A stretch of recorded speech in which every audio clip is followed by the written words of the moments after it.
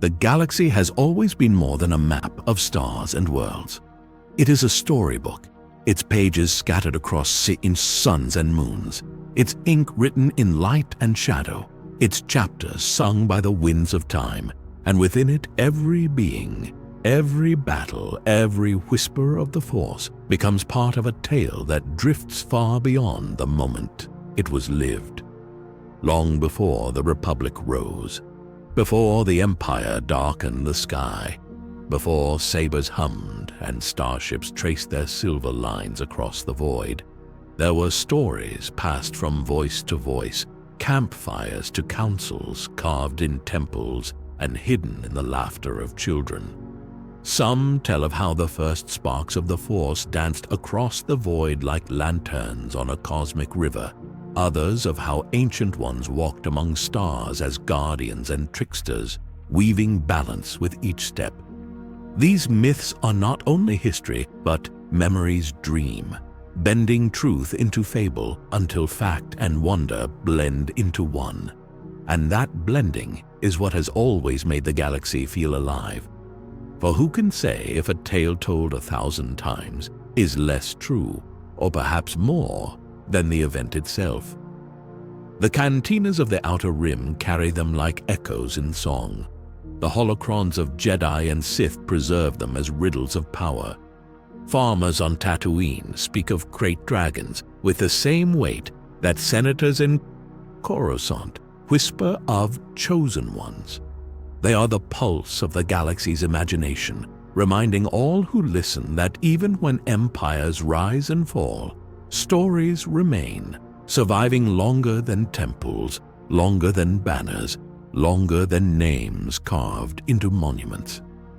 To hear these myths is to drift across centuries and stars, to stand at the edge of creation and feel the Force swirl like breath in the dark, to walk among heroes and villains whose names became larger than life, to wander into deserts and jungles where shadows sing of spirits and beasts, to sit in the company of smugglers who lie as much as they dream, spinning their lives into legends because the stars themselves ask for wonder. Tonight, as you drift into rest, we turn these pages together, letting the galaxy unfold not as history's cold recording, but as a lullaby of myth, where every flame of courage, every echo of fear, every whisper of prophecy becomes another thread in a story that has no end. Close your eyes and imagine the galaxy as a book without a final page, its ink still wet, its stories still warm, and know that as long as the stars shine above, the tales of Jedi and Sith, of heroes and wanderers, of legends and myths will continue to flow, soft, endless, eternal, like the Force itself, surrounding you as you drift deeper into sleep. Long before empires and republics, before sabers hummed and armies clashed, there were only stories whispered into the dark, for the galaxy was so vast and so ancient that no one being could remember its first dawn, and so every culture, every world, every wandering tribe wove its own myth of how the stars began to burn. Some spoke of the Force as a breath that exhaled across the void, scattering suns like embers from a divine flame, each star a spark of balance meant to guide the destinies of those yet to come. Others told of the Force as a river without end, winding through a black ocean of silence, carving valleys where planets formed, carrying with it currents of life and death, light and shadow. On Tython, the scholars of the Jedi would later speak of Ashla and Bogan, twin currents that were born in the first heartbeat of creation, forever circling, forever pulling, their dance shaping both the beauty and the danger of existence. Among the Dai Bendu monks, who meditated in the high frozen peaks of mysterious worlds, the creation was described as a great bell that rang once in the void, and its sound still echoes across eternity. Each life, each choice, each destiny a vibration of that first sacred note. Some Outer Rim nomads told of the Ones, the Father, the Daughter, and the Son, as beings not merely ancient, but eternal, who stepped forth from the first dawn and painted the galaxy with their struggles, their harmony and their conflict, reflected in the balance and chaos of every star. In Cantina's light years away, spacers told simpler tales of gods chiseling suns from stone, or of dragons of fire flinging sparks from their wings until stars took root in the night. And though these stories differed in shape, they all carried the same quiet truth, that the galaxy was not born as cold chance, but as story itself, shaped by forces unseen, a tapestry woven in meaning. To sit with these myths is to feel the galaxy not as endless space, but as living memory, to hear the stars not as distant fires, but as voices, each one singing of beginnings.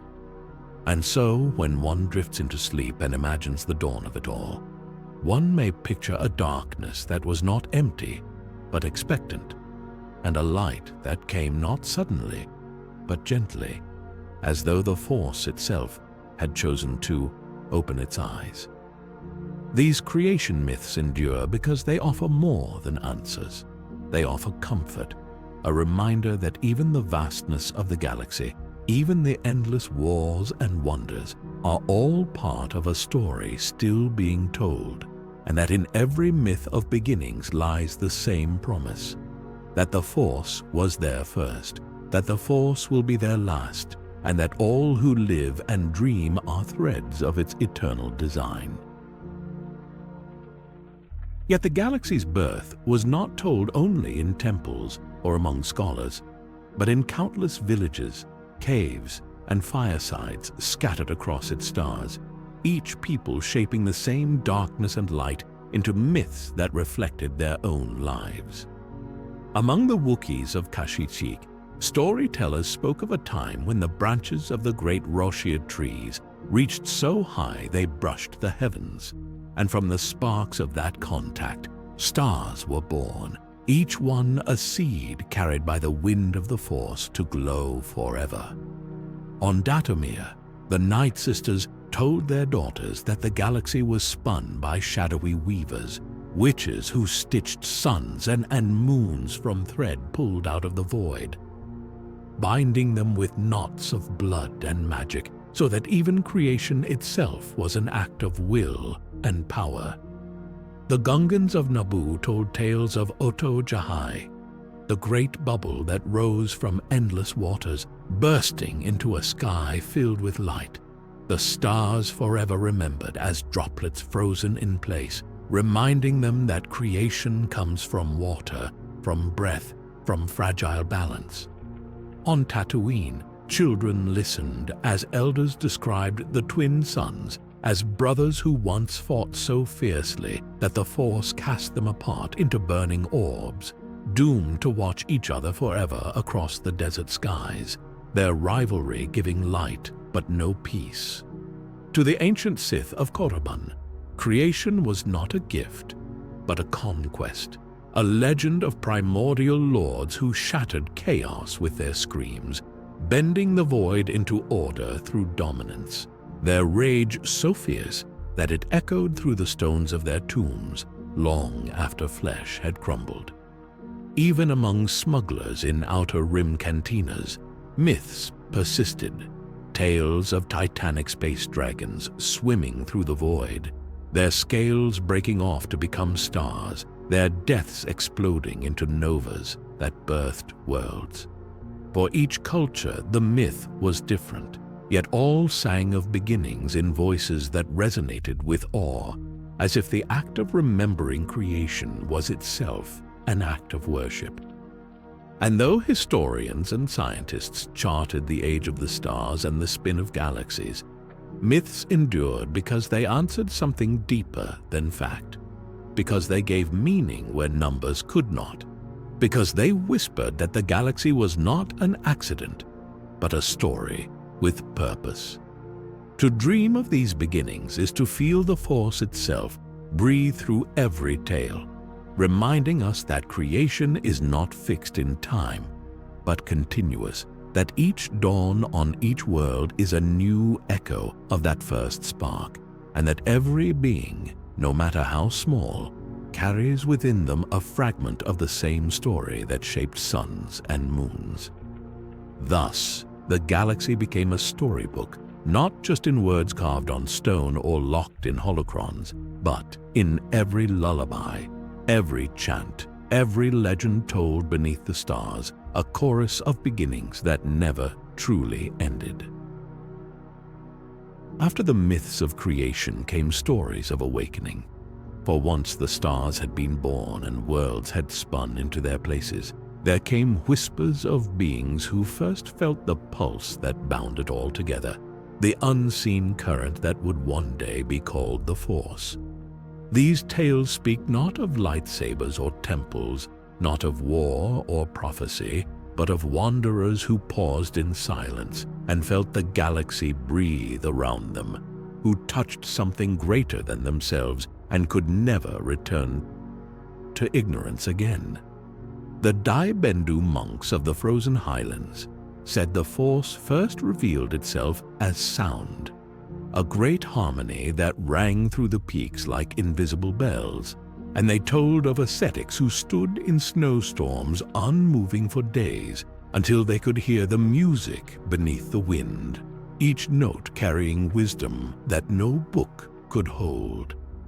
On Tython, later remembered as the cradle of the Jedi, the Force was said to have spoken through the storms themselves, voices of Ashla and Bogan, light and dark, who danced through lightning and thunder, teaching the first adepts that balance was not peace, but the meeting of opposites.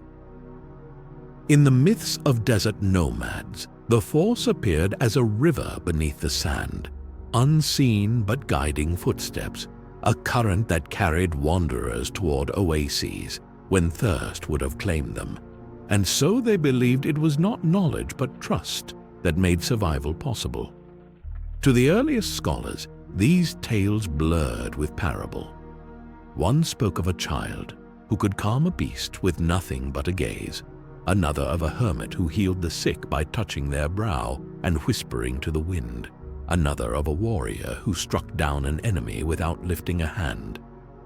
Were these myths of real adepts, or merely the galaxy's way of explaining the inexplicable? Perhaps both, for myth has always been half memory and half dream.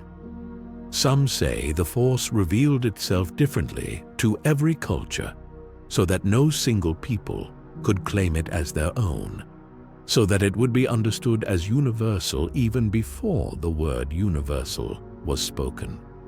The stories tell of beings who sought to master it, but most tell instead of those who learned to listen, who realized that the Force was not fire to be wielded, but breath to be shared.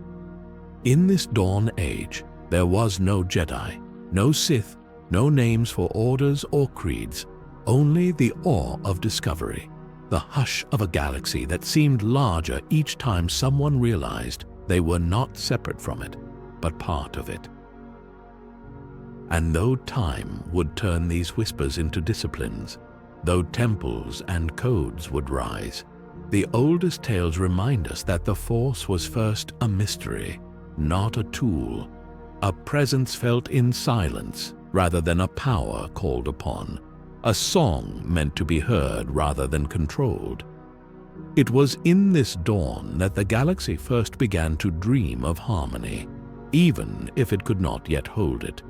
And the memory of that first listening still lingers in every tale of the Force, a reminder that before conflict there was wonder, and that all power begins not in domination, but in the quiet recognition of connection.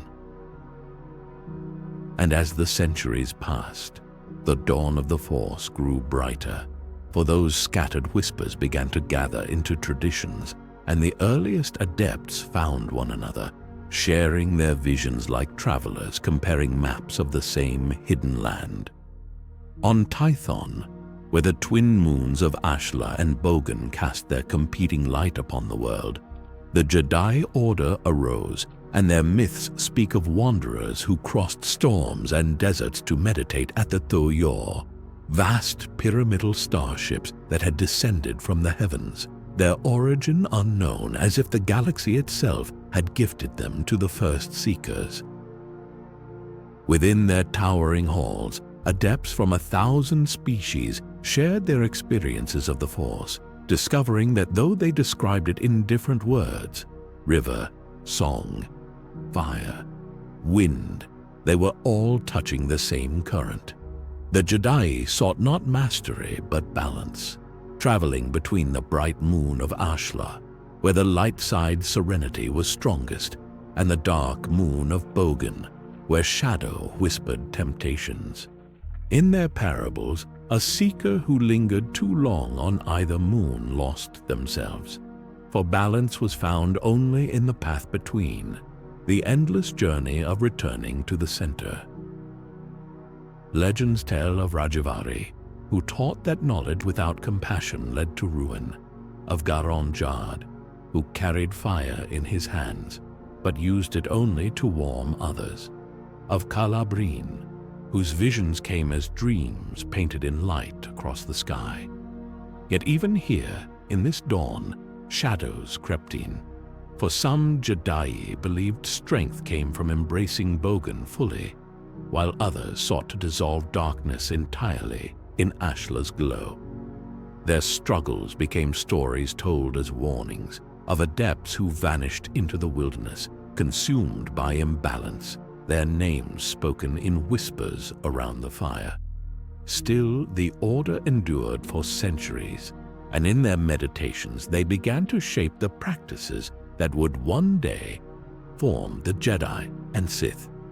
It is said that in those early days, lightsabers did not yet exist, but adepts carried force-forged blades, or simple weapons imbued with their will, symbols of their bond with the galaxy.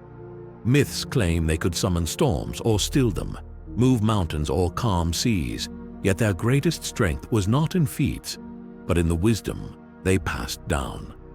That the Force was both gift and responsibility, that power and humility must walk hand in hand.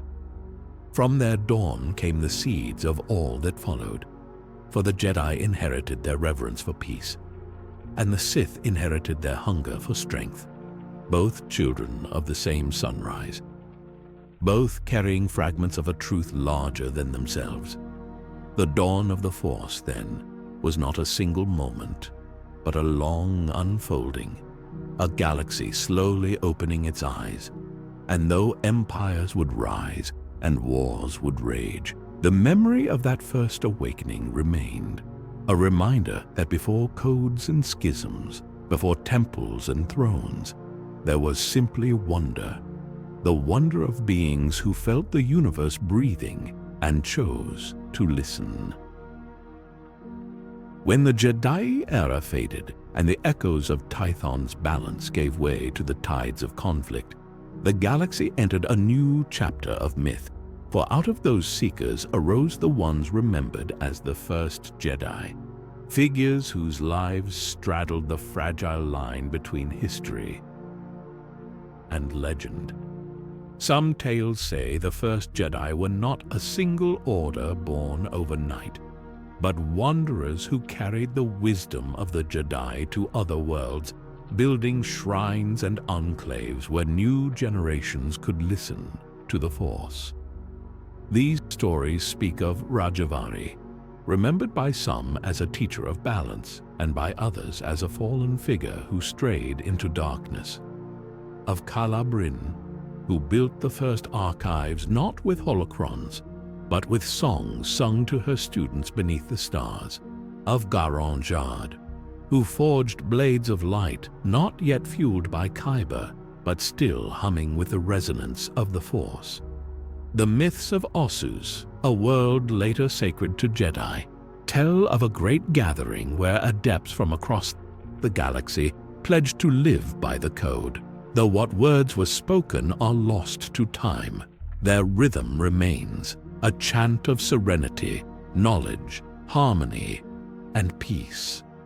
On Coruscant, legends say a temple was raised on the bones of an ancient Sith shrine, a symbol that the light could claim even the darkest ground, though whispers persist that the shadow of that foundation never truly left.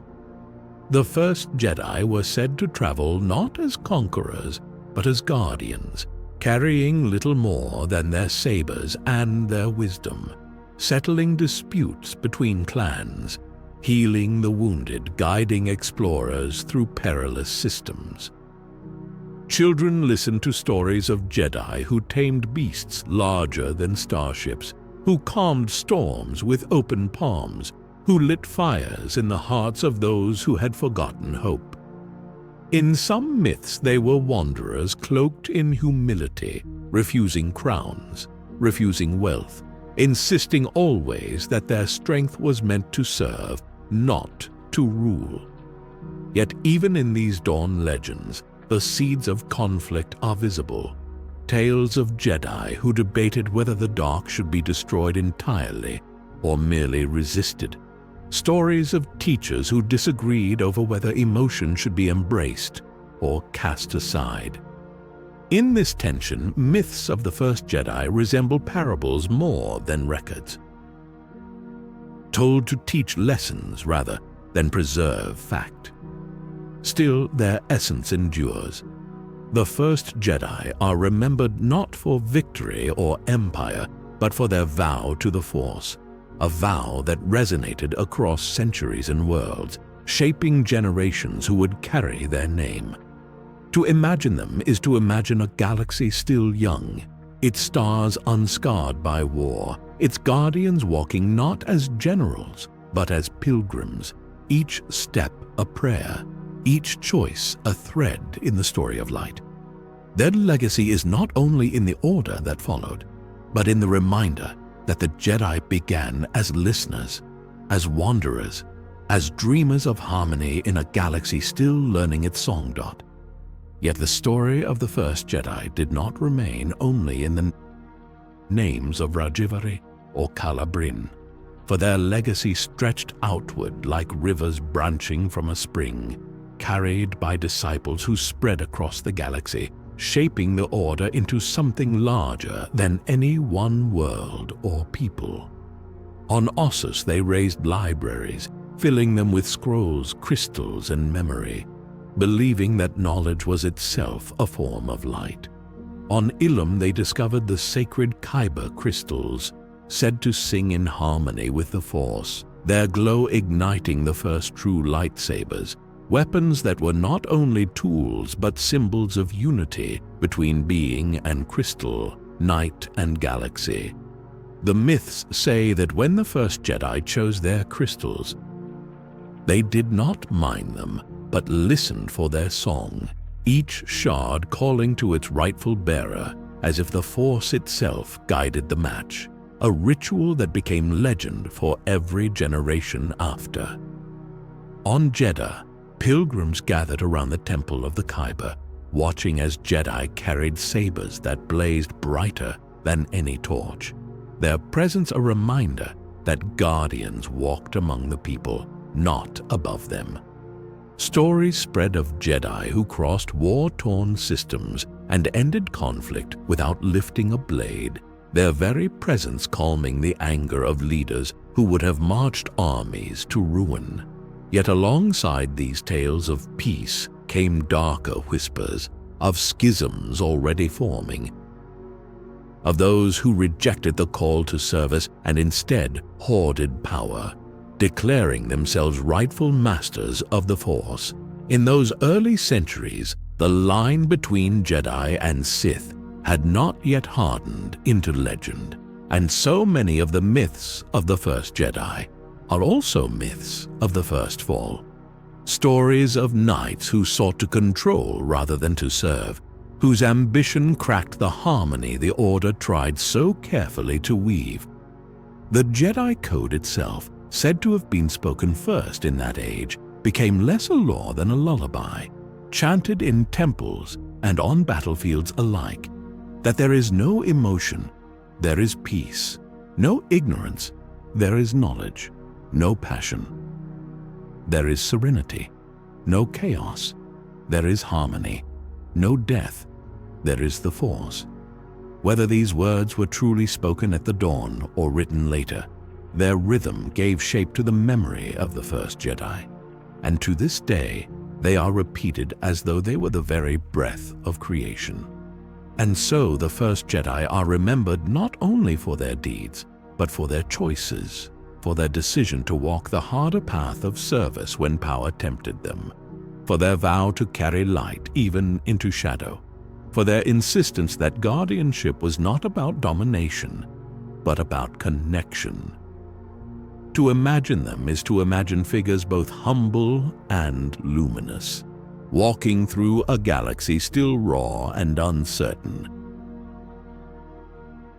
bearing sabers like candles in an endless night, reminding all who saw them that even in the vast silence of space, there are those who listen, those who care, those who choose the light. If the myths of the Jedi were sung in temples filled with light, then the legends of the Sith were whispered in tombs carved from stone and shadow. For on the worlds of Korriban and Ziost, the darkness was not feared, but revered, its weight carried like a crown, its hunger praised as strength. The Sith were not born of the Jedi, but of their own people, a crimson-skinned species who believed that the galaxy itself rewarded power and punished weakness. And from their earliest days, their stories were filled with conquerors, sorcerers, and kings whose wills bent reality. Among them was King Adus, remembered as the Sith Ari, the perfect being, who was said to have ruled for 300 years, his body wrapped in obsidian armor, his voice so commanding that stars seemed to dim when he spoke. Legends claim he could drink storms and bleed planets dry, and though history softens these tales, his people remembered him as eternal, a lord who conquered not only with weapons, but with the belief that domination was destiny. In the valleys of Korriban, where dust storms howled like voices of the dead, tombs were built so vast that they seemed to rival mountains, bearing sabers like candles in an endless night, reminding all who saw them that even in the vast silence of space, there are those who listen, those who care, those who choose the light. If the myths of the Jedi were sung in temples filled with light, then the legends of the Sith were whispered in tombs carved from stone and shadow. For on the worlds of Korriban and Ziost, the darkness was not feared, but revered, its weight carried like a crown, its hunger praised as strength. The Sith were not born of the Jedi, but of their own people, a crimson-skinned species who believed that the galaxy itself rewarded power and punished weakness. And from their earliest days, their stories were filled with conquerors, sorcerers, and kings whose wills bent reality.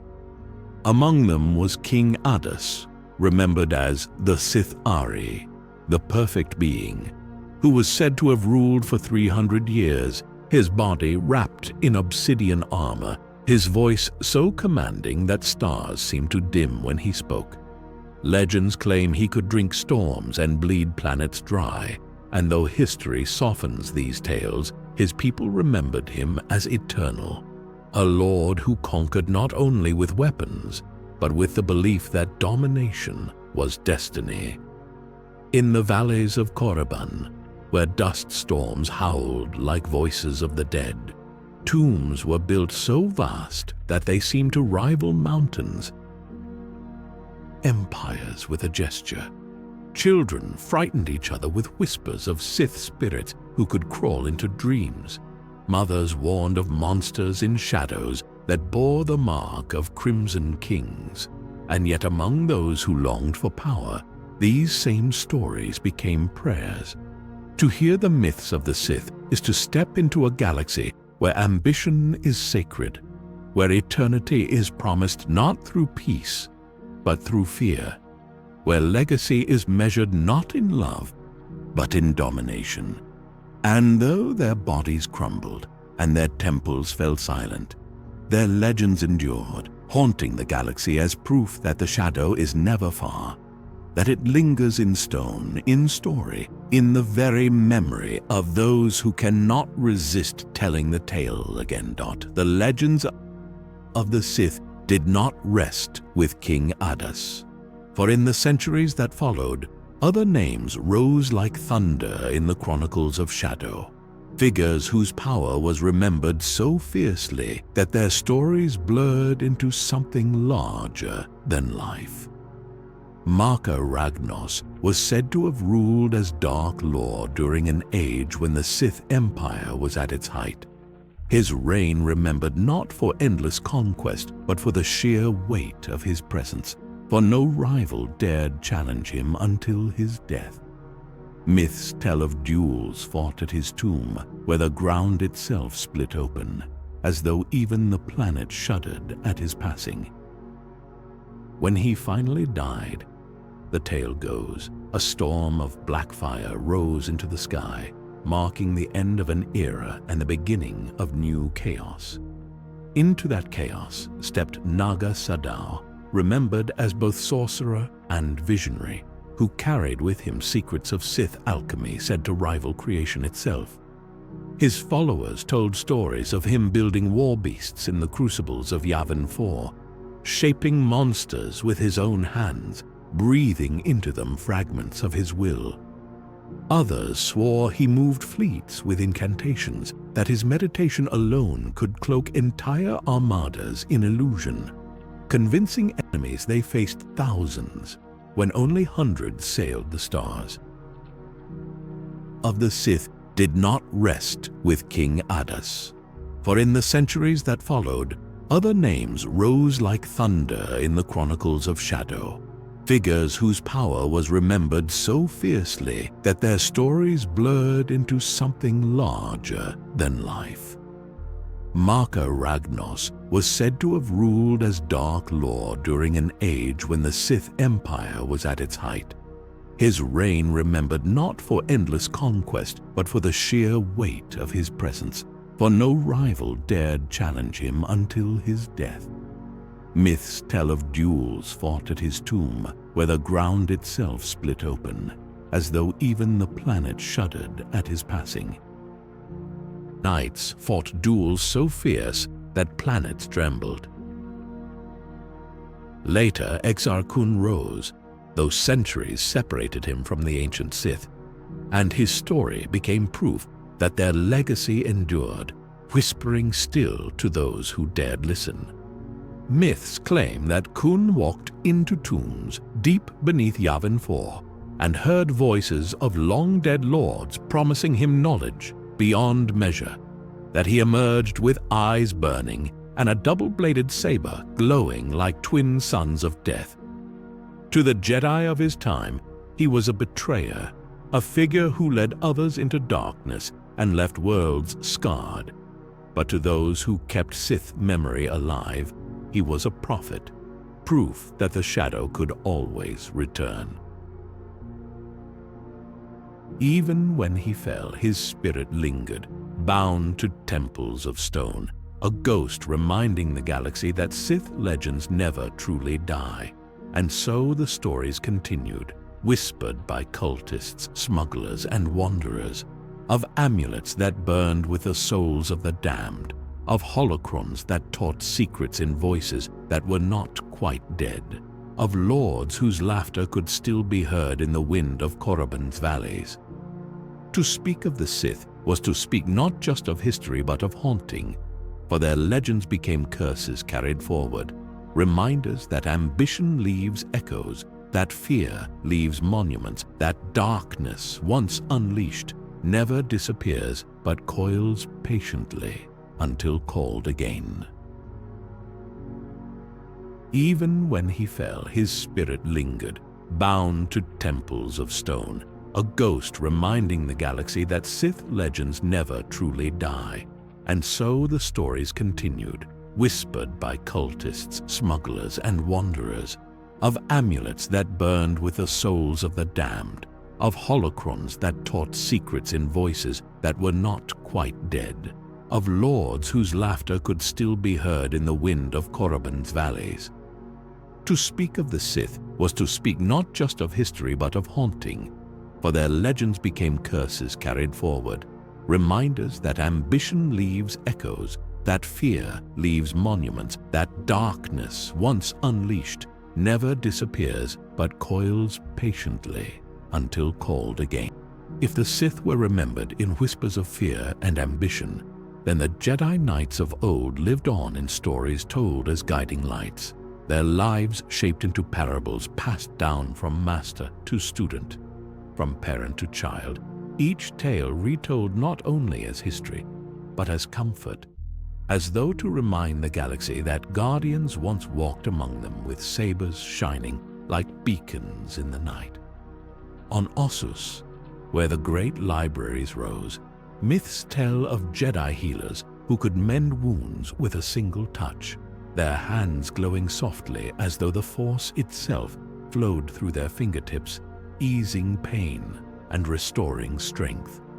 It is said that even when battle raged outside, if the Sith were remembered in whispers of fear and ambition, then the Jedi Knights of old lived on in stories told as guiding lights, their lives shaped into parables passed down from master to student, from parent to child, each tale retold not only as history, but as comfort, as though to remind the galaxy that guardians once walked among them with sabers shining like beacons in the night.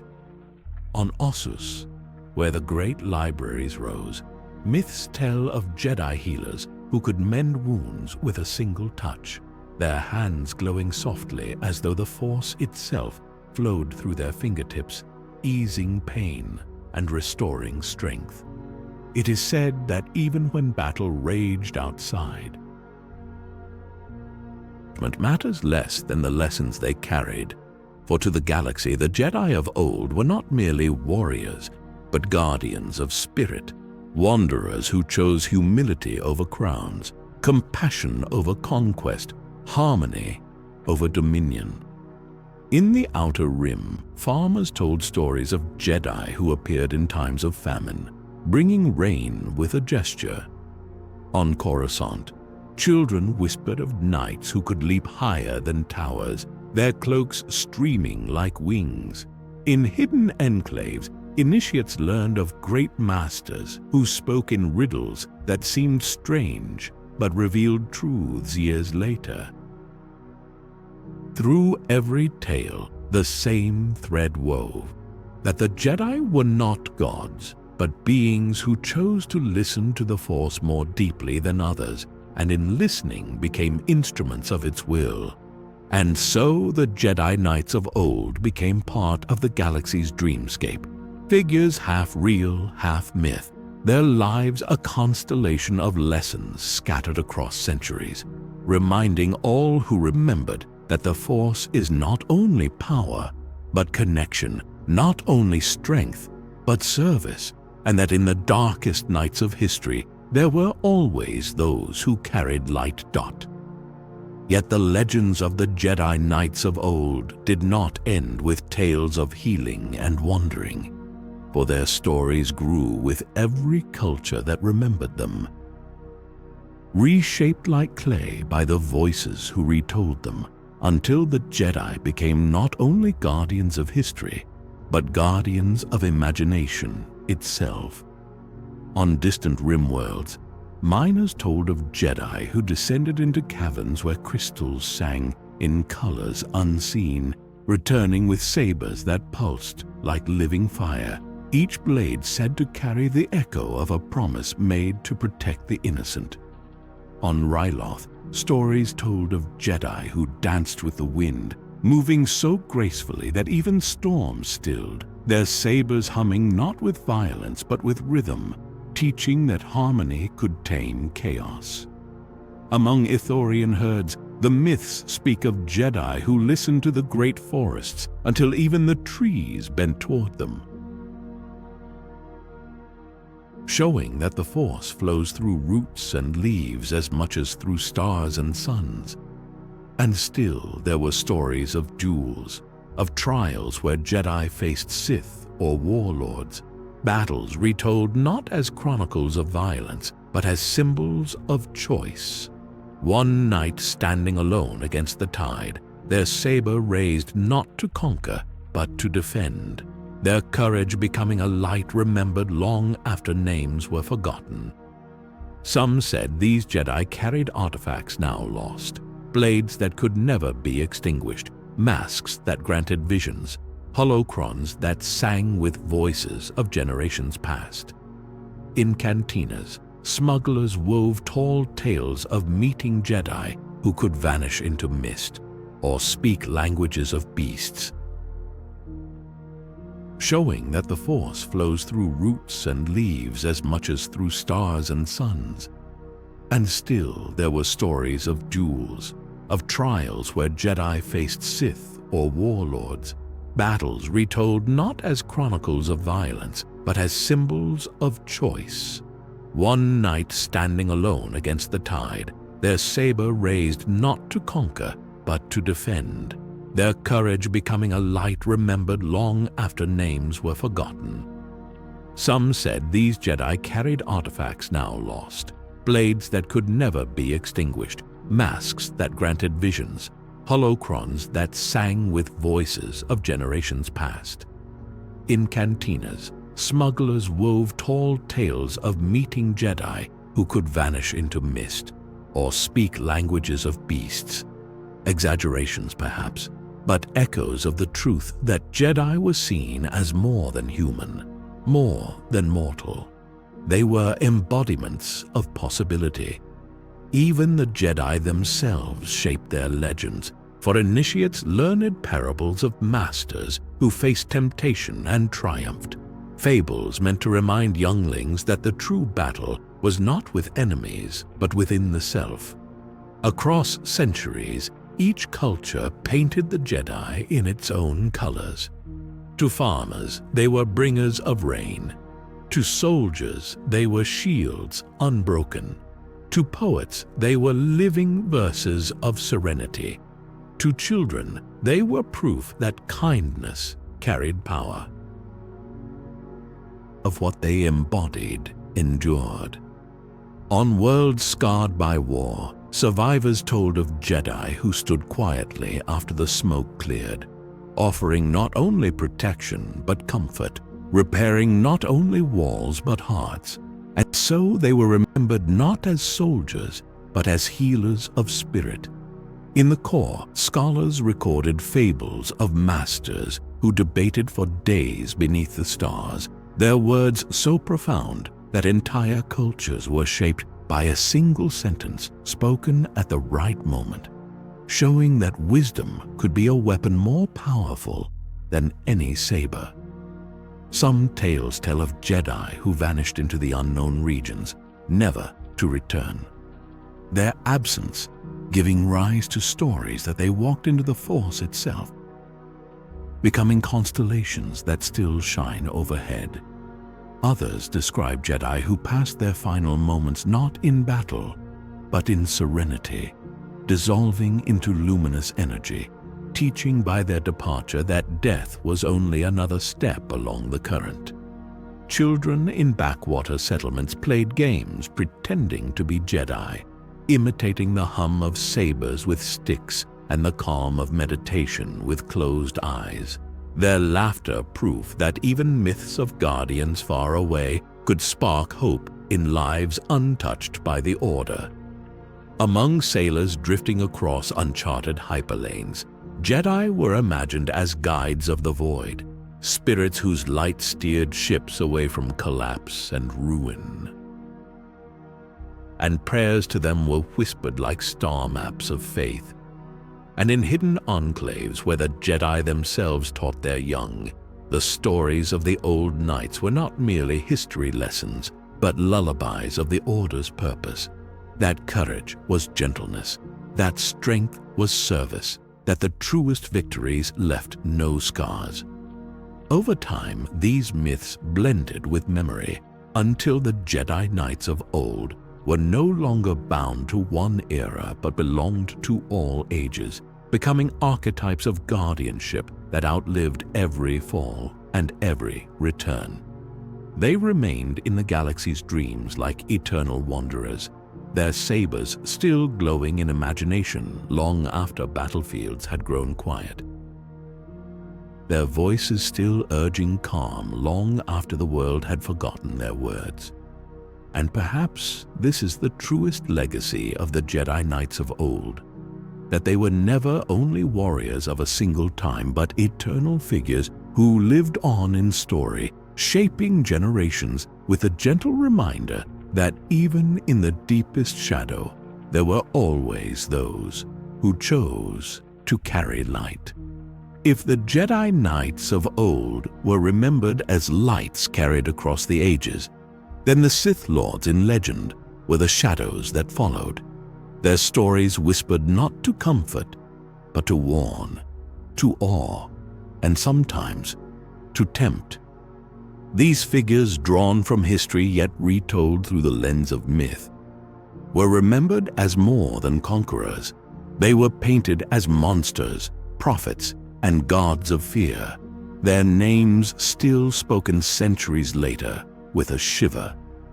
Among the most dreaded was Exar Kun, once a Jedi who sought knowledge too deeply, whose ambition led him to the tombs of Korriban and the dark voices that lingered there. Myths say he emerged with a saber that blazed on both ends like a serpent's tongue, and with it he shattered the bonds of tradition, declaring himself Dark Lord of the Sith. Some tell that he could summon storms from clear skies, that his voice alone could drive whole armies to frenzy, that his spirit refused to die, lingering in temples of stone like a curse that fed on those who dared disturb it. Before him came Freeden Nad, remembered as the Sorcerer King of Onderon, a man whose hunger for dominion was so great that even death could not still his will, his crypt said to bleed with whispers that drove the living to madness.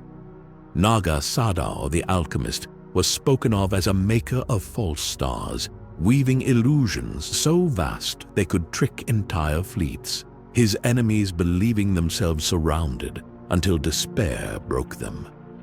Marka Ragnos, the unchallenged, was remembered as the embodiment of strength itself. His coronation said to have shaken planets, his funeral sparking wars that spread like wildfire across centuries. Were remembered as more than conquerors. They were painted as monsters, prophets, and gods of fear, their names still spoken centuries later with a shiver. Among the most dreaded was Exar Kun, once a Jedi who sought knowledge too deeply, whose ambition led him to the tombs of Korriban and the dark voices that lingered there.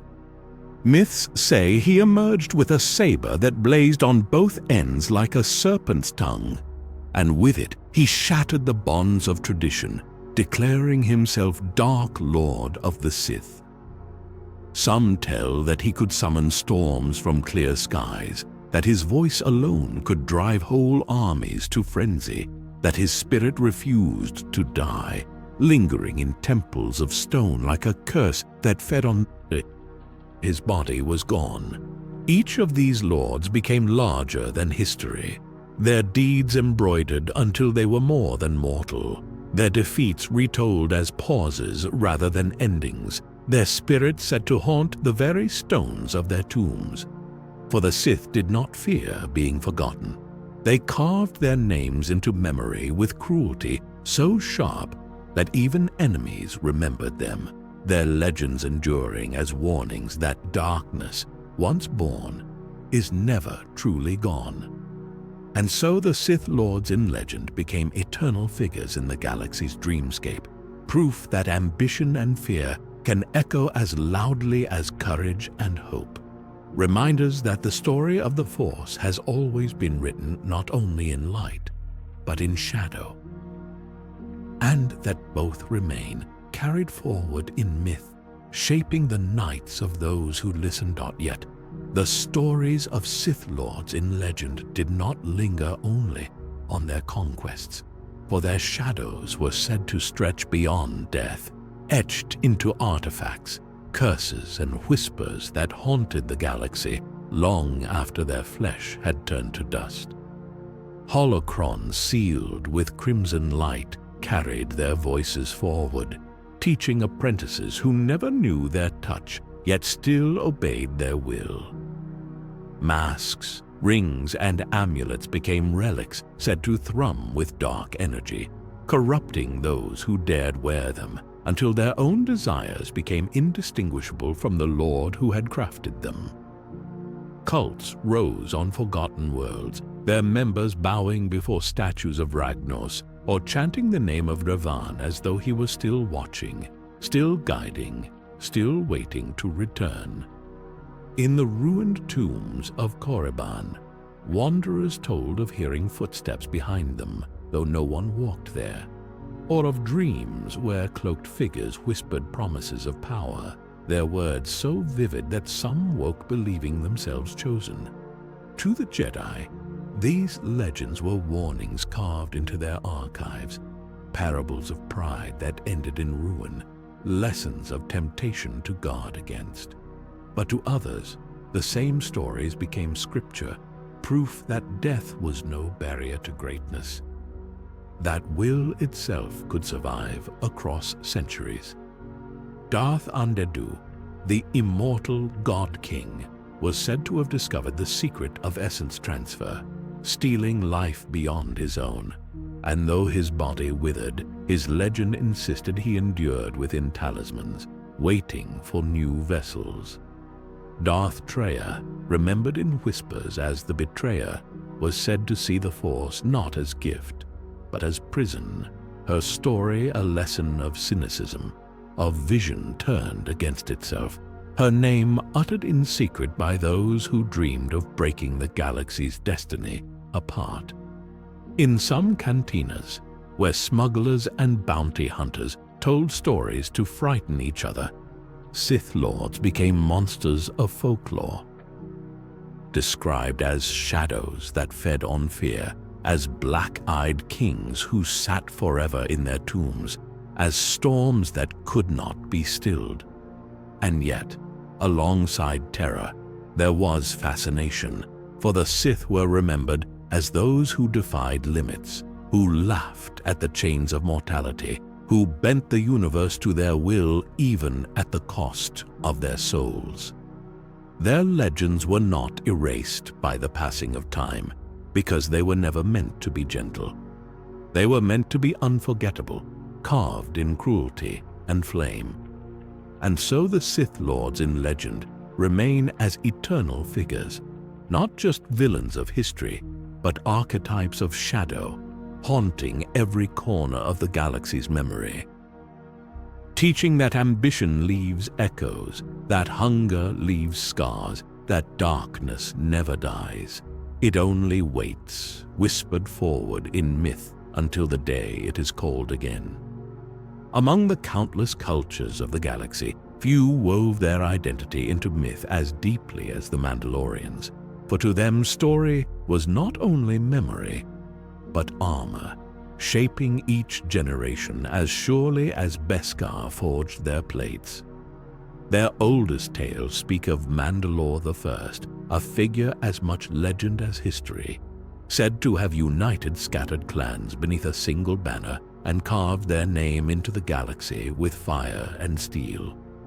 Around their hearths, warriors told how he tamed the mythosaur, a beast so vast its footsteps shook the earth, riding it into battle as proof that Mandalorians were destined to conquer not only worlds, but the very forces of nature. Even long after the last mythosaur vanished into extinction, its skull became their sigil, worn proudly on armor, a reminder that strength and will could bend even monsters to obedience. Songs of the Mandalorian Crusades painted them as storms that swept across the stars, fleets descending upon new worlds, their warriors clad in iron, their voices chanting oaths that promised loyalty only be to clan and to glory. To outsiders, these tales were warnings, but to Mandalorian children they were lullabies, teaching that courage was sacred, that honor was eternal, that death in battle was not loss, but fulfillment. The Darksaber, forged by Tara Vizsla, the first Mandalorian Jedi, became legend in itself, its black blade humming with a history of both unity and blood, passed from hand to hand as both crown and curse. Myths say it could cut not only through armor, but through destiny, binding all who followed it to the fate of Mandalore. In taverns across the Outer Rim, spacers told of warriors who refused defeat even when outnumbered 100 to 1, of clans who fought for years not to conquer, but to prove their mettle, of duels that lasted for days under crimson skies. Yet Mandalorian myths were not only of conquest, they were also of loyalty, of bonds forged so deeply that betrayal was worse than death, of feasts where even enemies could share food once honor had been satisfied, of children raised not by blood alone, but by the clan that claimed them, proving that family was a choice as much as fate. For the Mandalorians, myth was both warning and promise. That glory awaited those who fought bravely, that shame would follow cowards forever, that their people were eternal so long as their stories were sung. And though empires rose and sought to break them, though Mandalore itself was scarred again and again, the legends endured, carried in song, etched into armor, whispered across generations. To speak of Mandalorian myths is to hear the clang of Beskar echoing across centuries, to feel the tread of mythosaur feet beneath the soil, to know that somewhere in every age a warrior lifts their visor to the stars and remembers the tales that shaped them. But the Mandalorian myths did not end with Mandalore the First, or with the echo of mythosaur steps, for their stories grew alongside the galaxy's wars, each new battle shaping another verse in the endless song of the clans. The Jedi, who had their own legends of peace and guardianship, became in Mandalorian memory both rivals and mirrors. For to face a Jedi was to measure one's worth against the most luminous warriors of the age. Myths tell of duels where Beskar-clad champions stood against Jedi knights, their blades sparking like stars as they clashed, neither yielding until both had carved legends into the hearts of their people. Some Mandalorians spoke with pride of Tara Vizsla, who had once joined the Jedi Order and forged the Darksaber, a relic that symbolized not only conquest but also the strange bridge between two worlds that were meant to be enemies. That saber passed through generations, each wielder adding a new chapter of triumph or tragedy, and so its story became inseparable from the destiny of Mandalore itself. Clans told of heroes who defended their honor to the last breath, of betrayals that split houses into war, of children who rose from nothing to lead their people by sheer will. To outsiders, these tales seemed grim, filled with violence and endless strife. But to Mandalorians, they were stories of survival, lessons that no empire, no republic, no Sith dominion could erase them so long as they remembered who they were. And when the galaxy brought ruin to Mandalore, when its surface was scarred and its cities burned, the Mandalorians did what they had always done. They turned their scars into myth, their suffering into song.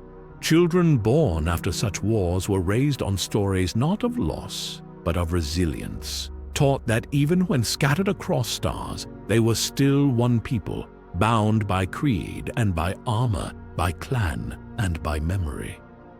In this way, the myths became not only history but hope, for Mandalorians believed that as long as someone raised a visor to the stars, as long as someone spoke of honor, As long as someone carried the dark saber or the skull of a mythosaur upon their heart, Mandalore lived. And so their stories continue, shifting and growing with each age, but always carrying the same promise, that Mandalorians endure not because they never fall, but because every fall is met with the will to rise again. Among all the myths whispered across the galaxy, none carried more mystery or weight than the prophecies of the Chosen One. Words so ancient their origin was lost to time, yet so enduring that even millennia later they shaped the destinies of entire orders. The Jedi archives preserved fragments that spoke of one who would be born of no father, one who would bring balance to the Force, one who would destroy the Sith and end their shadow. Some saw these lines as riddles, others as warnings, and still others as promises, yet none agreed on what balance truly meant. Was balance the triumph of light over darkness, the restoration of harmony where corruption had spread? Or was it something more elusive? The coexistence of both sides, the recognition that light and shadow must always remain. In the Temple of Jeddah, pilgrims told of a savior who would come when the Force itself grew weary, a being whose presence would tip the scales of history, though whether toward peace or ruin was left to interpretation. Among the Sith, darker versions of the prophecy circulated, some claiming that the Chosen One would not end the Sith, but remake them, purging weakness until only true strength endured. On backwater worlds, the words changed shape, becoming folk tales of a child destined to rise from obscurity, to free their people from tyrants. Or was it something more elusive? The coexistence of both sides, the recognition that light and shadow must always remain. In the Temple of Jeddah, pilgrims told of a savior who would come when the Force itself grew weary, a being whose presence would tip the scales of history, though whether toward peace or ruin was left to interpretation. Among the Sith, darker versions of the prophecy circulated, some claiming that the Chosen One would not end the Sith, but remake them, purging weakness until only true strength endured. On backwater worlds, the words changed shape, becoming folk tales of a child destined to rise from obscurity, to free their people from tyrants, to prove that destiny could not be chained. The Force itself seemed to breathe through these myths, for even those who had never seen a holocron or heard a Jedi Master speak could tell stories of heroes foretold by stars, of saviors glimpsed in visions or dreams. To the Jedi Council, the prophecy was a burden, a riddle debated for centuries, its meaning twisted each time the galaxy entered crisis, yet always returned to, as though the words carried gravity too great to ignore. Some masters warned against placing too much faith in visions, for to cling to prophecy was to risk shaping destiny instead of serving it, while others believed the words were threads of truth carried forward by the Force for the galaxy. Reflecting its fears, its hopes, and its endless longing for salvation in times of shadow. Yet as the centuries passed, the prophecy of the Chosen One gathered layers, like sediment, each age adding its own interpretation until the words became less a single vision and more a tapestry woven from countless voices, each thread colored by fear, by longing, by faith. Among the Jedi, it was studied in silence, spoken of in whispers, debated in endless circles, some masters warning that to cling too tightly to prophecy was to risk twisting the will of the Force, others believing it to be a compass that could guide the Order through shadow.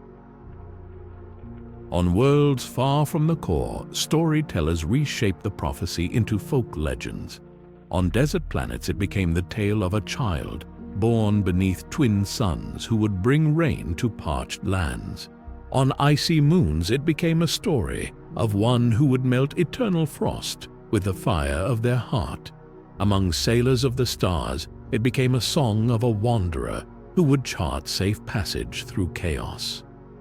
Even the Sith could not resist the riddle, for in their archives the words were mirrored darkly that the Chosen One would not destroy the Sith but purify them, burning away weakness until only eternal strength remained. On worlds far from the core, storytellers reshaped the prophecy into folk legends. On desert planets it became the tale of a child born beneath twin suns who would bring rain to parched lands.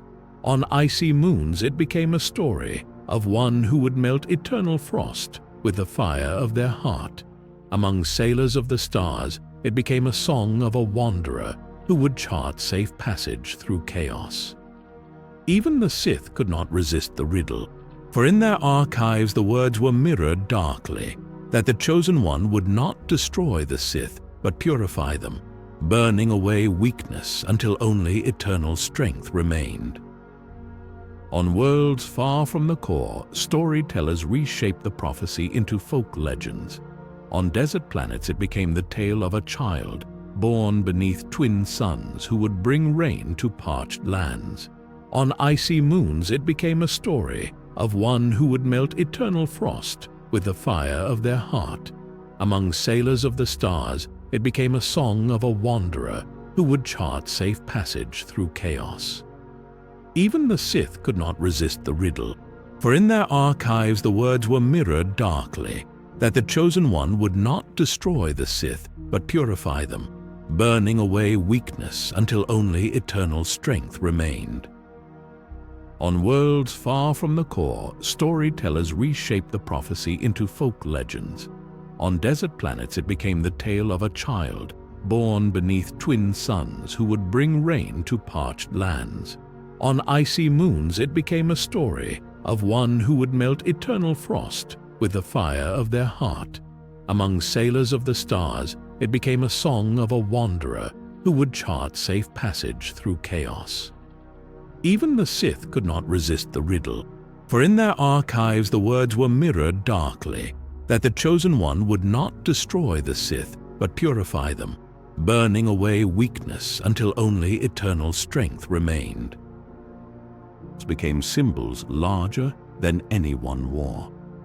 From the earliest records of the Jedi, who debated balance on Tython, light and shadow have circled one another like twin stars.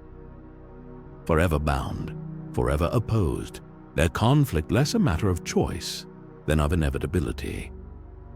Myths speak of worlds scarred not by armies, but by the clash of two wills, Jedi and Sith, whose sabers lit the skies like twin suns colliding, whose voices echoed across the Force with such power that generations felt their ripples. On Coruscant, archivists told of the Great Hyperspace War, remembered as the first time the Sith emerged from legend to threaten the Republic, their armies carrying sorcery and fear against Jedi who held the line with courage alone. On Ruusan, the struggle was said to reach such a crescendo that thousands of Jedi and Sith fell together in a storm of Force energy, their sacrifice reshaping the land into a valley haunted by memory. Yet beyond the battles themselves, the myths speak of the eternal duel as more than war, as reflection, as mirror, as parable. The Jedi taught that the Sith embodied temptation, the hunger for power that all beings carried within, while the Sith believed the Jedi embodied weakness, the denial of passion and strength. In this way, their war became not only clash of armies, but clash of philosophies, each side convinced it alone held truth. Some storytellers shaped these tales into cycles, light rising to triumph, shadow waiting to return, neither destroyed, both reborn in new forms, as though the galaxy itself required the struggle to remain whole. Cantina songs exaggerated duels into epics, a lone Jedi facing a dozen Sith on a bridge of fire, a Sith Lord standing against an army until the stars themselves dimmed, Jedi Masters who cast aside sabers to win battles through words alone. Children played games where one held the mantle of Jedi, another of Sith, their wooden sticks humming in imagination as they repeated the endless story. And though each age believed it was the last to see the struggle, the myths always ended the same.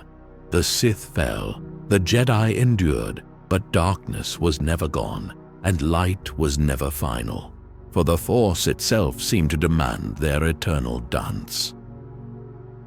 To speak of Jedi versus Sith is to speak of the galaxy's oldest memory, a story so ingrained that even those who never saw a saber ignite can feel its rhythm, the eternal reminder that shadow and light are never far apart, that in every age the duel will rise again, and that within every heart the same battle still lingers.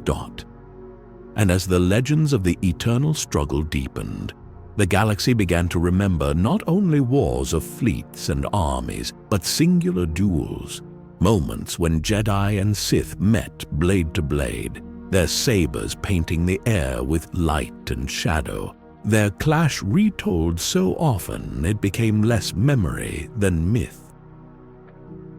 On Malachor, the stone itself was said to scream when Jedi and Sith struck with such fury that the land was petrified, frozen into jagged monuments of glassy black rock, as though the planet itself had become a tomb for the struggle. Tales of Revan and Malak carried the same duality. Brothers in the Force who became enemies, their battle remembered not only for its ferocity, but as a parable of loyalty and betrayal, of how light and dark can share the same heart. On Naboo, storytellers spoke of the duel between Obi-Wan Kenobi, Qui-Gon Jinn, and Darth Maul as if it were a performance of destiny itself. Three figures locked in motion around an endless reactor core, the hum of sabers echoing like the heartbeat of the Force, the fall of a master, and the rise of an apprentice tempered in grief. On Coruscant, in the highest spires of the Senate, the battle between Yoda and Darth Sidious was remembered in hushed tones, the smallest and oldest of Jedi against the most cunning of Sith, their fight casting lightning and light across the very heart of the Republic, proof that the Storogul had reached its zenith where power was most concentrated. On Mustafar, the duel between Obi-Wan and Anakin became legend the moment it was spoken. The clash of brothers upon rivers of fire, their sabers flashing like meteors, their shouts like thunder. The battle ending not with victory, but with heartbreak, the Jedi forced to leave the one he loved to the flames of destiny. Each of these stories became more than a retelling. They became archetypes, each duel remembered as the embodiment of the eternal conflict. The Jedi framed them as lessons, to remind younglings of vigilance, humility, and the cost of failure. The Sith recited them as sagas of ambition, proof that passion could elevate one to greatness even in defeat. Across cantinas and marketplaces, wanderers reshaped the tales into simpler forms, painting Jedi as radiant knights and Sith as demons, or sometimes the reverse, depending on who told the story. For the eternal struggle was never only about fact, but about meaning. Each duel a mirror in which the galaxy saw its own reflection. Brother against brother, master against student, shadow against light. And though the names of warriors changed, the story never did. For in every age the Force ensured that the two sides would meet again, their blades igniting, their conflict echoing forward, proof that the struggle is not bound by time, but by destiny itself. Far from the glittering spires of Coruscant and the ancient halls of Jedi temples, the Outer Rim carried its own myths, woven not from chronicles or prophecies, but from survival, from the voices of farmers, wanderers, smugglers, and tribes who lived at the edge of galactic memory. On Tatooine, where the twin suns blazed mercilessly, children grew up on stories of the krayt dragon, its bones said to be older than the desert itself, its roar shaking the sands until dunes collapsed like waves. Some believed the pearls within its belly were fragments of stars swallowed long ago, their glow a reminder that even in wastelands, treasure lay hidden. The Tusken clans passed down myths of the twin suns as brothers cursed to burn forever for betraying their tribe, their endless watching of the desert a warning against pride and disloyalty. On Dagobah, travelers spoke of shadows that moved without bodies, of spirits in the mist whose whispers carried both warnings and temptations. And so the swamp itself became a living legend, a place where time bent, where one might glimpse the Force not as light or dark, but as dream. The witches of Dathomir told darker tales, of winged spirits who granted power in exchange for blood, of sisters who danced beneath scarlet moons to call beasts from the shadows, of spells so ancient they were said to predate even the Jedi. Their myths painted the Force not as harmony but as weapon, a current to be bound and commanded, and though outsiders called them superstition, their power lingered in every story told of them. On Kashyyyk, the Wookiees spoke of the Shadowlands beneath their towering Roshir trees, a place so deep and dark that even light seemed afraid to descend, home to monsters remembered as trials of courage. Children were told that to face the Shadowlands was to face the spirit of the forest itself, a test that shaped warriors into guardians. Smugglers carried their own folk tales from world to world, of ships lost in the maw of the Kessel Run, swallowed by creatures the size of moons, of exogorths, space slugs, who drifted through the void, their hunger so vast they could consume entire freighters, of cursed treasure hidden in asteroids, its owners doomed to misfortune until the stars themselves forgot them. To the core, these stories seemed like exaggerations, but to the people of the Rim, they were truths as real as hunger, as vital as breath. Reminders that the galaxy was wild and unpredictable, that survival often required faith in stories as much as skill in labor. The myths of the Outer Rim were not written in holocrons or carved into temples. They lived in the hearts of those who told them, carrying the wisdom of endurance, the caution of danger, and the comfort that even in the most forgotten corners of the galaxy, wonder and terror walked hand in hand, and still the Outer Rim spun its myths. For each world at the edge of charts carried its own legends like armor, stories born of isolation and hardship, shaped into parables that kept memory alive. On Mustafar, where rivers of fire carved the land into endless torment, miners and wanderers whispered that the flames themselves were the remains of an ancient duel between gods, their fury never stilled, their screams still echoing in the molten flows.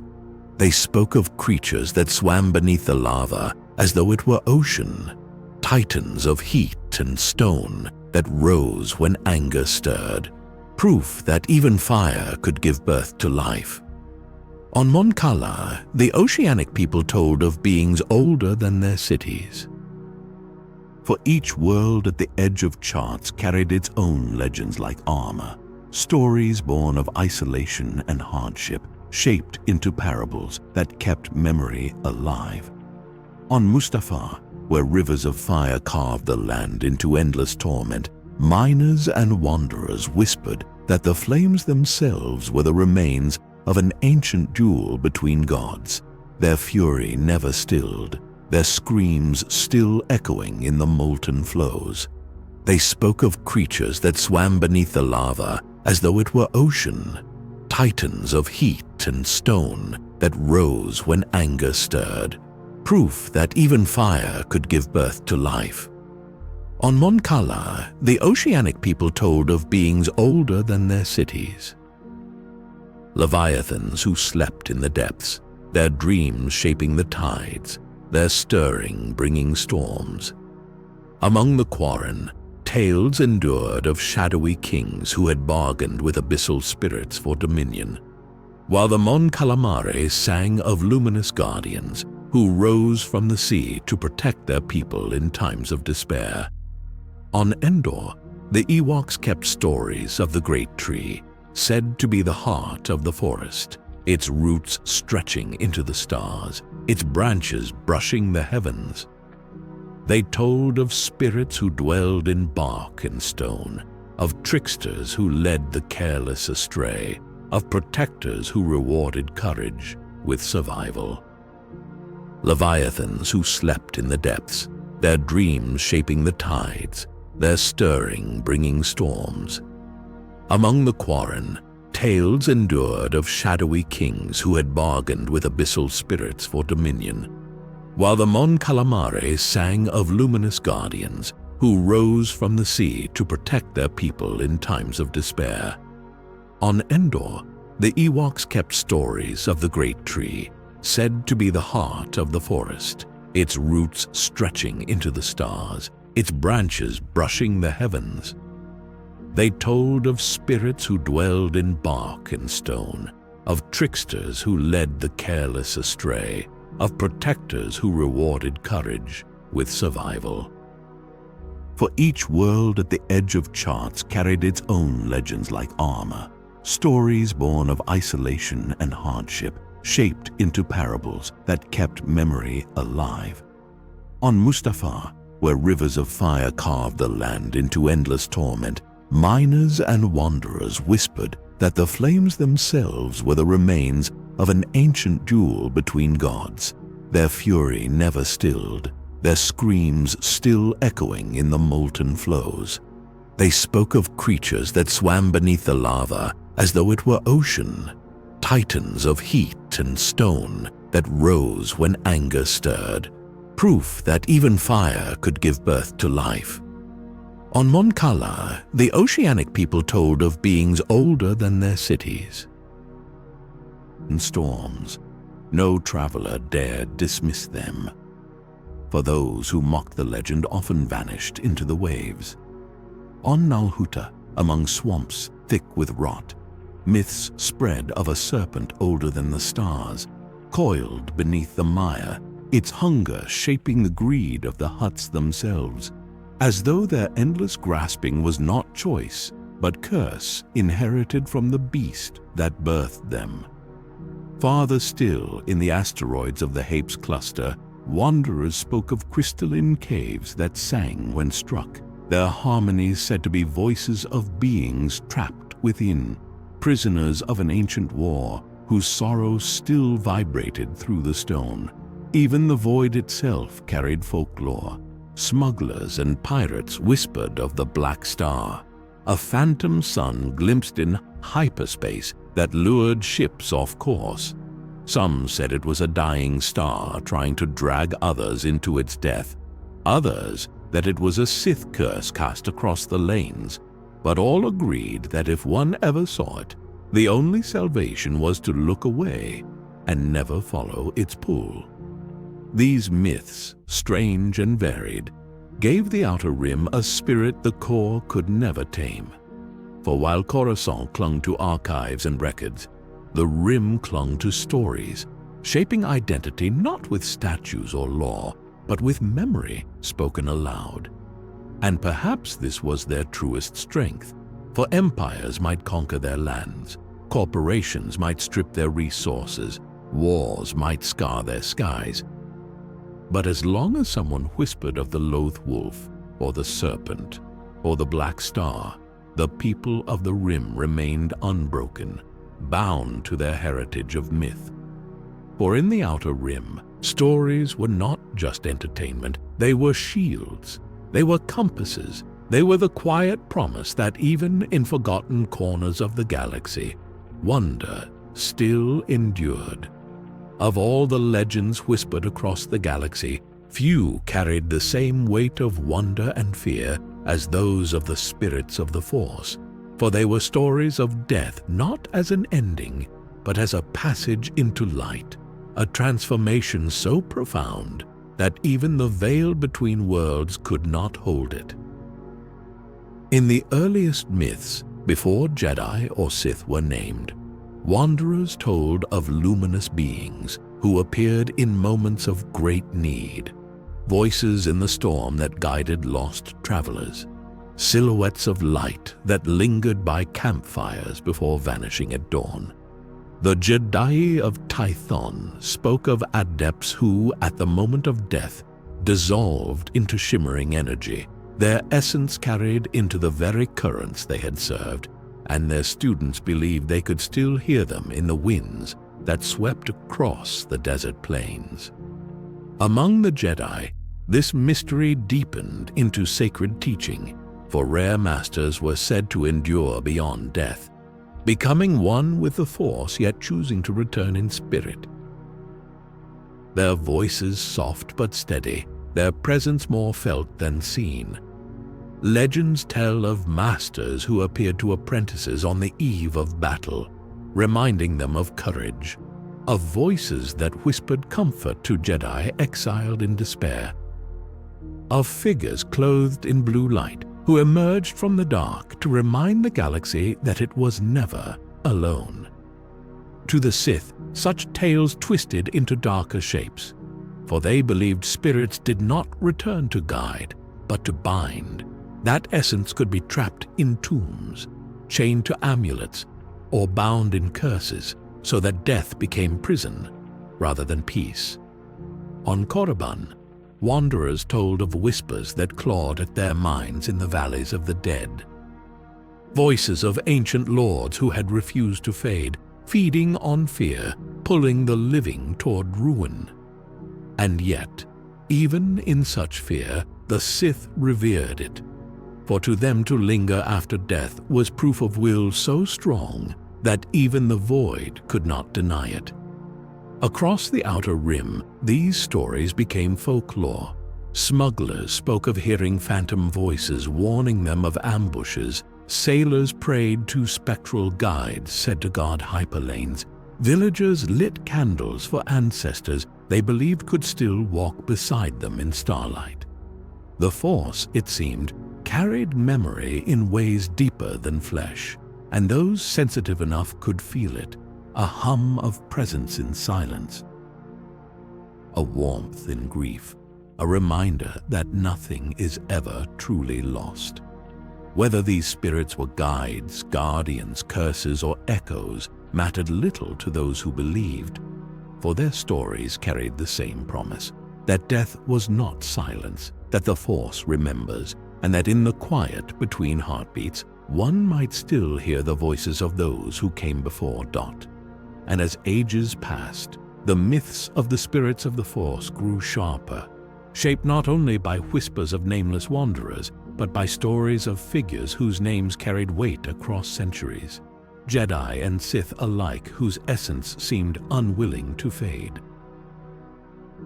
The Jedi remembered Qui-Gon Jinn, said to be the first of their order to discover the secret of retaining his consciousness after death, a restless seeker whose spirit lingered to guide those who came after him.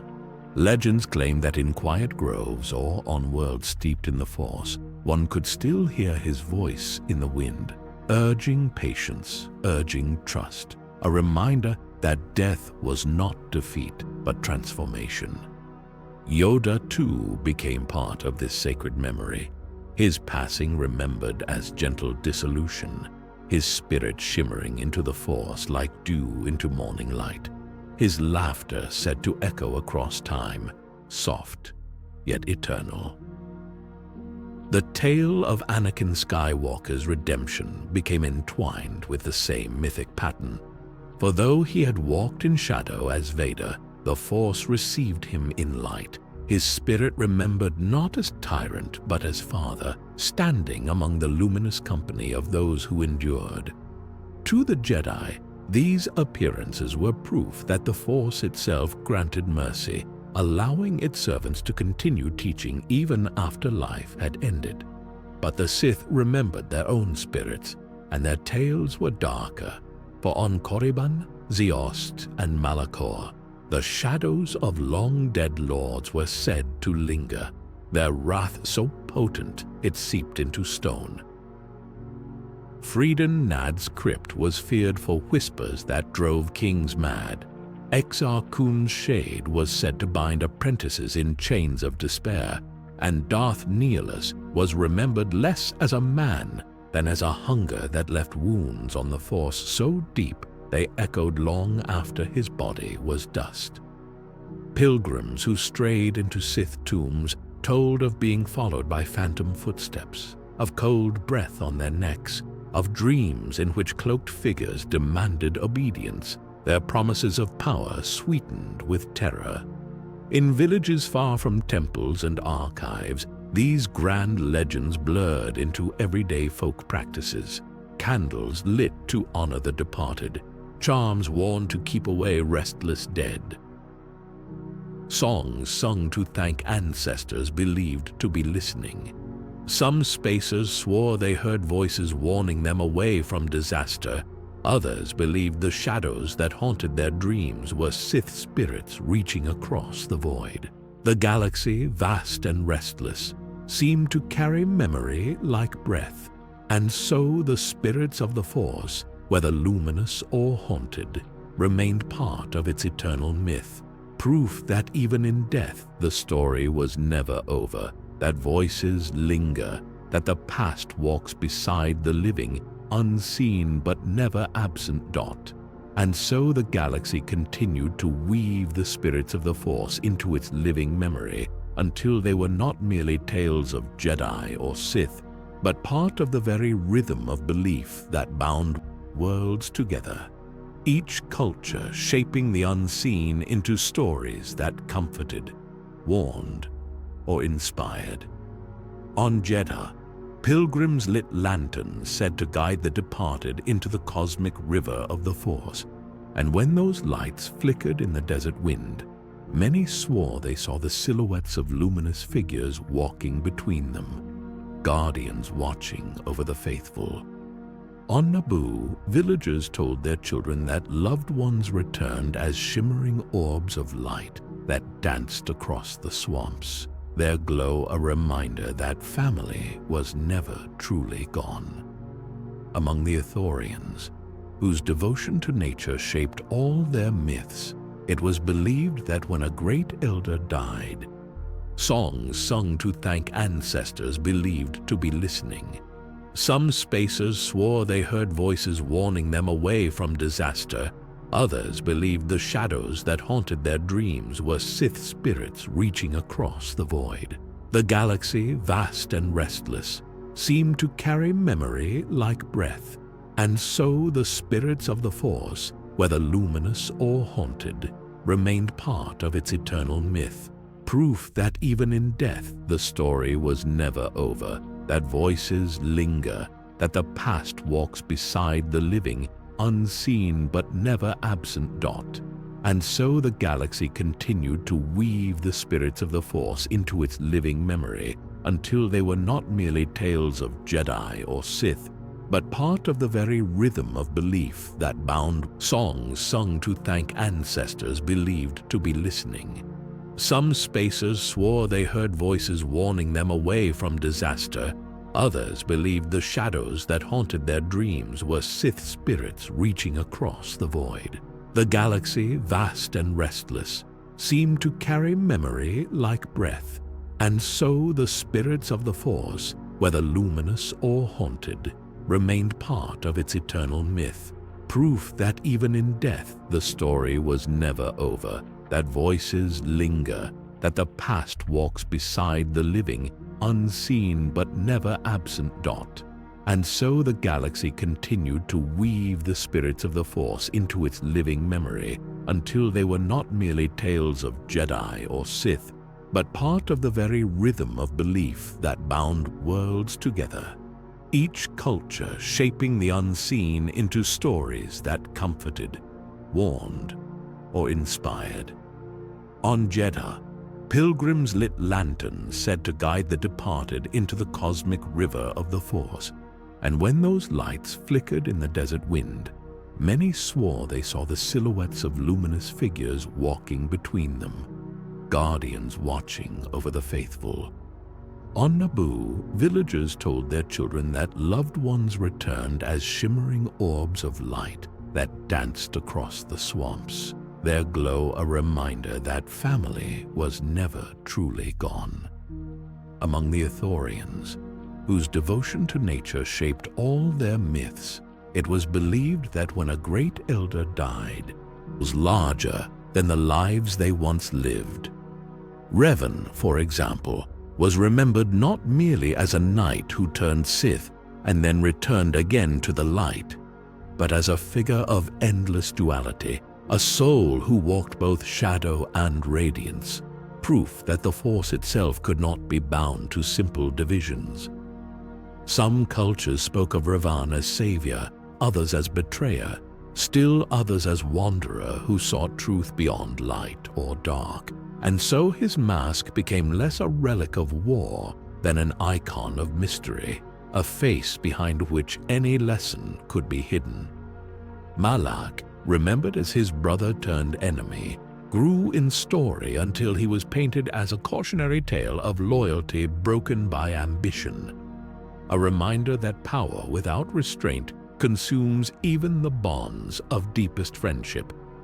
In other eras, the tales of Ulic Qel-Droma carried similar weight, remembered not only for his fall into darkness, but for his repentance, his story retold by Jedi Masters as proof that even the most fallen could find forgiveness in the end. Nomi Sunrider, one of the most luminous of the early Jedi, became a figure of legend whose courage and wisdom were sung across centuries, her story retold by initiates as though she were less human than a living embodiment of compassion itself. Even figures of sorrow, like Exar Kun, who bound himself to darkness and left ruin in his wake, became mythic in time, his tale not only of warning but of fascination, a reminder that the pull of shadow is both terrible and alluring. Beyond the chronicles of Jedi and Sith, heroes of ordinary people too found their way into myth. Freedom fighters who rose against impossible odds, smugglers whose cunning turned battles, queens whose diplomacy saved worlds without a single saber raised. To some worlds, these heroes were remembered as saints, to others as tricksters who bent fate with daring. And always the details blurred, for history was never retold cleanly. Each story was reshaped by those who spoke it, each figure remembered less for fact than for meaning. In this way, heroes became more than themselves. Their names carried forward as myths not of individuals, but of ideals, courage, sacrifice, wisdom, or the danger of pride. And so the galaxy's memory became a constellation of such figures, their stories scattered like stars, each one a light or shadow that guided those who followed. To dream of these heroes is to dream not of records, but of living myths, voices that still whisper through time, reminding all who listen that even in failure there is meaning, and even in darkness there is story. And as the galaxy aged, new figures joined the constellation of memory, their deeds retold until they too slipped from history into legend. Became mythic in time, his tale not only of warning but of fascination, a reminder that the pull of shadow is both terrible and alluring. Beyond the chronicles of Jedi and Sith, heroes of ordinary people too found their way into myth. Freedom fighters who rose against impossible odds, smugglers whose cunning turned battles, queens whose diplomacy saved worlds without a single saber raised. To some worlds, these heroes were remembered as saints, to others as tricksters who bent fate with daring. And always the details blurred, for history was never retold cleanly. Each story was reshaped by those who spoke it, each figure remembered less for fact than for meaning. Han Solo, too, was woven into myth, his swagger and daring exaggerated into the stuff of folk tales told in cantinas. The smuggler who became a general, the rogue who proved that loyalty is the truest treasure, his name passed down as a symbol that even the most unlikely souls could become heroes. And when the story of Anakin Skywalker was retold across centuries, it was no longer only the tragedy of a fallen Jedi, but the parable of redemption, his spirit remembered as proof that no one, no matter how lost, was beyond the reach of light. These later myths join the older tales of Revan, Nomi Sunrider, and countless others, until the galaxy's memory became a vast tapestry of interconnected legends, each one echoing the same themes of sacrifice, fall, and return. In villages on distant worlds, children spoke of Luke the way Corellian children once spoke of Nomi or Ulic, not as figures bound to time, but as eternal patterns. The wanderer, the leader, the redeemer, the one who stands when no one else will. To smugglers, Han became a trickster figure like those of old, clever enough to outwit fate itself. To scholars, Leia was remembered as the embodiment of balance between duty and heart, her voice compared to the ancient songs of Jedi. And so the cycle continued, for the galaxy never ceased to carve its heroes into myth, never ceased to stretch their lives into something larger, something timeless. Each hero became a story retold differently in each age, shaped by the needs of those who remembered them, until fact blurred and only meaning remained. In this way, the galaxy itself seemed to ensure that no victory, no loss, no redemption was ever forgotten, but instead carried forward as story, as myth, as reminder. For in the end, every hero of the galaxy, Jedi or Sith, warrior or wanderer, noble or rogue, became part of the same eternal chorus, their names shimmering like stars, their lessons whispering through the Force, guiding all who listened into the quiet comfort that they, too, are part of a story greater than themselves. If the galaxy carried myths of luminous Jedi heroes to comfort and inspire, then it also carried darker stories of the Sith eternal, whispered not in songs of hope, but in fearful tones that blurred history with nightmare, painting the Sith not as mortals who lived and died, but as a shadowed order that could never be destroyed. In the deep tombs of Korriban and Exegol, tales claimed that Sith lords did not truly perish, but merged into a chorus of endless voices, their spirits lingering, their wills feeding one another until they became a single eternal hunger. Some myths spoke of the eternal Sith as a council of shadows, an assembly of cloaked figures who stood at the edge of reality, unseen yet ever watching, whispering into the ears of ambitious beings, promising power in exchange for devotion. Others told of the dark ocean, a place beyond death where the Sith gathered, a tide of endless crimson lightning that surged when called, crashing into the living galaxy whenever one strong enough reached for it. Pilgrims who strayed too close to Sith worlds swore they felt eyes on them, entire legions of voices pressing into their thoughts, as if the past itself leaned forward to consume them. Smugglers carried tales of Exegol as a graveyard of stars, hidden in storms of black lightning, where cultists kept watch and chanted endlessly, awaiting the day when the eternal Sith would rise again through the body of a chosen vessel. Among children, the Sith Eternal became a warning whispered before sleep. Disobey your clan, and the Cloaked Ones will find you, silent and patient, their red eyes glowing from the dark. Yet among those who longed for dominion, the same myth became a promise, that to give oneself to the Sith was to escape death, to join a chain of power stretching back millennia, never ending.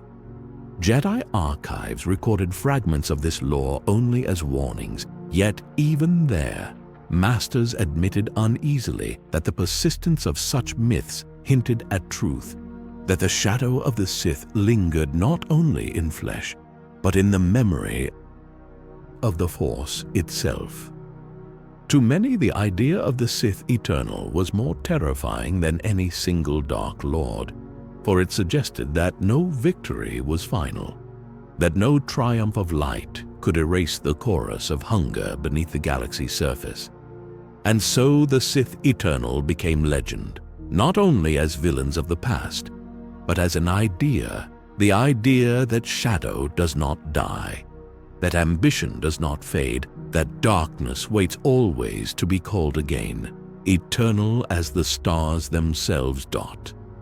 Yet the myths of the Sith Eternal did not remain only in tombs or whispers, for across the centuries they wove themselves into cults, fragments of belief carried by scattered followers who swore they had glimpsed the unbroken chain of dark power.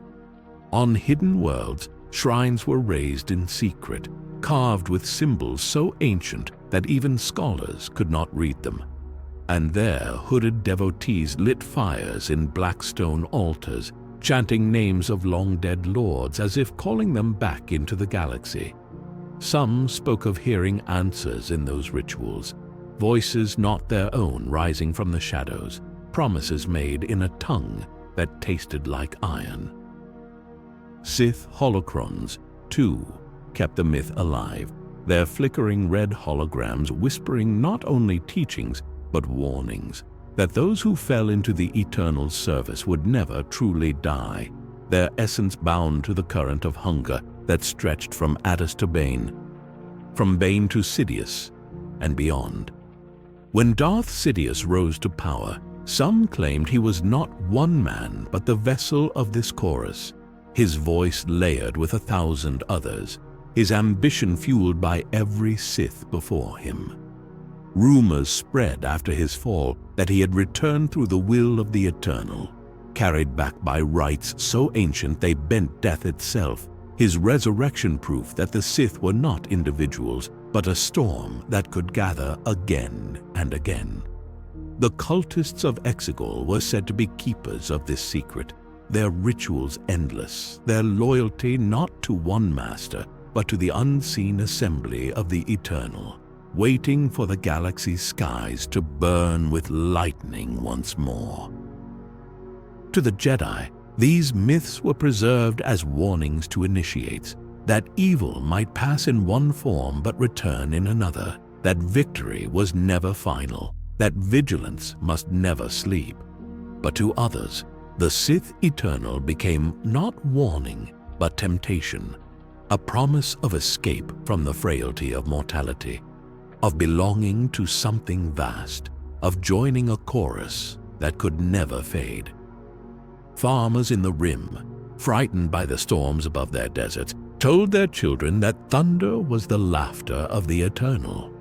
Smugglers whispered that unlucky ships were claimed by Sith spirits hungry to swell their unseen army. In every retelling, the message was the same, that shadow endures. And so the Eternal Sith passed from legend to fear, from fear to worship, from worship back to legend, carried forward like an echo across the centuries, each age reshaping it, but never silencing it.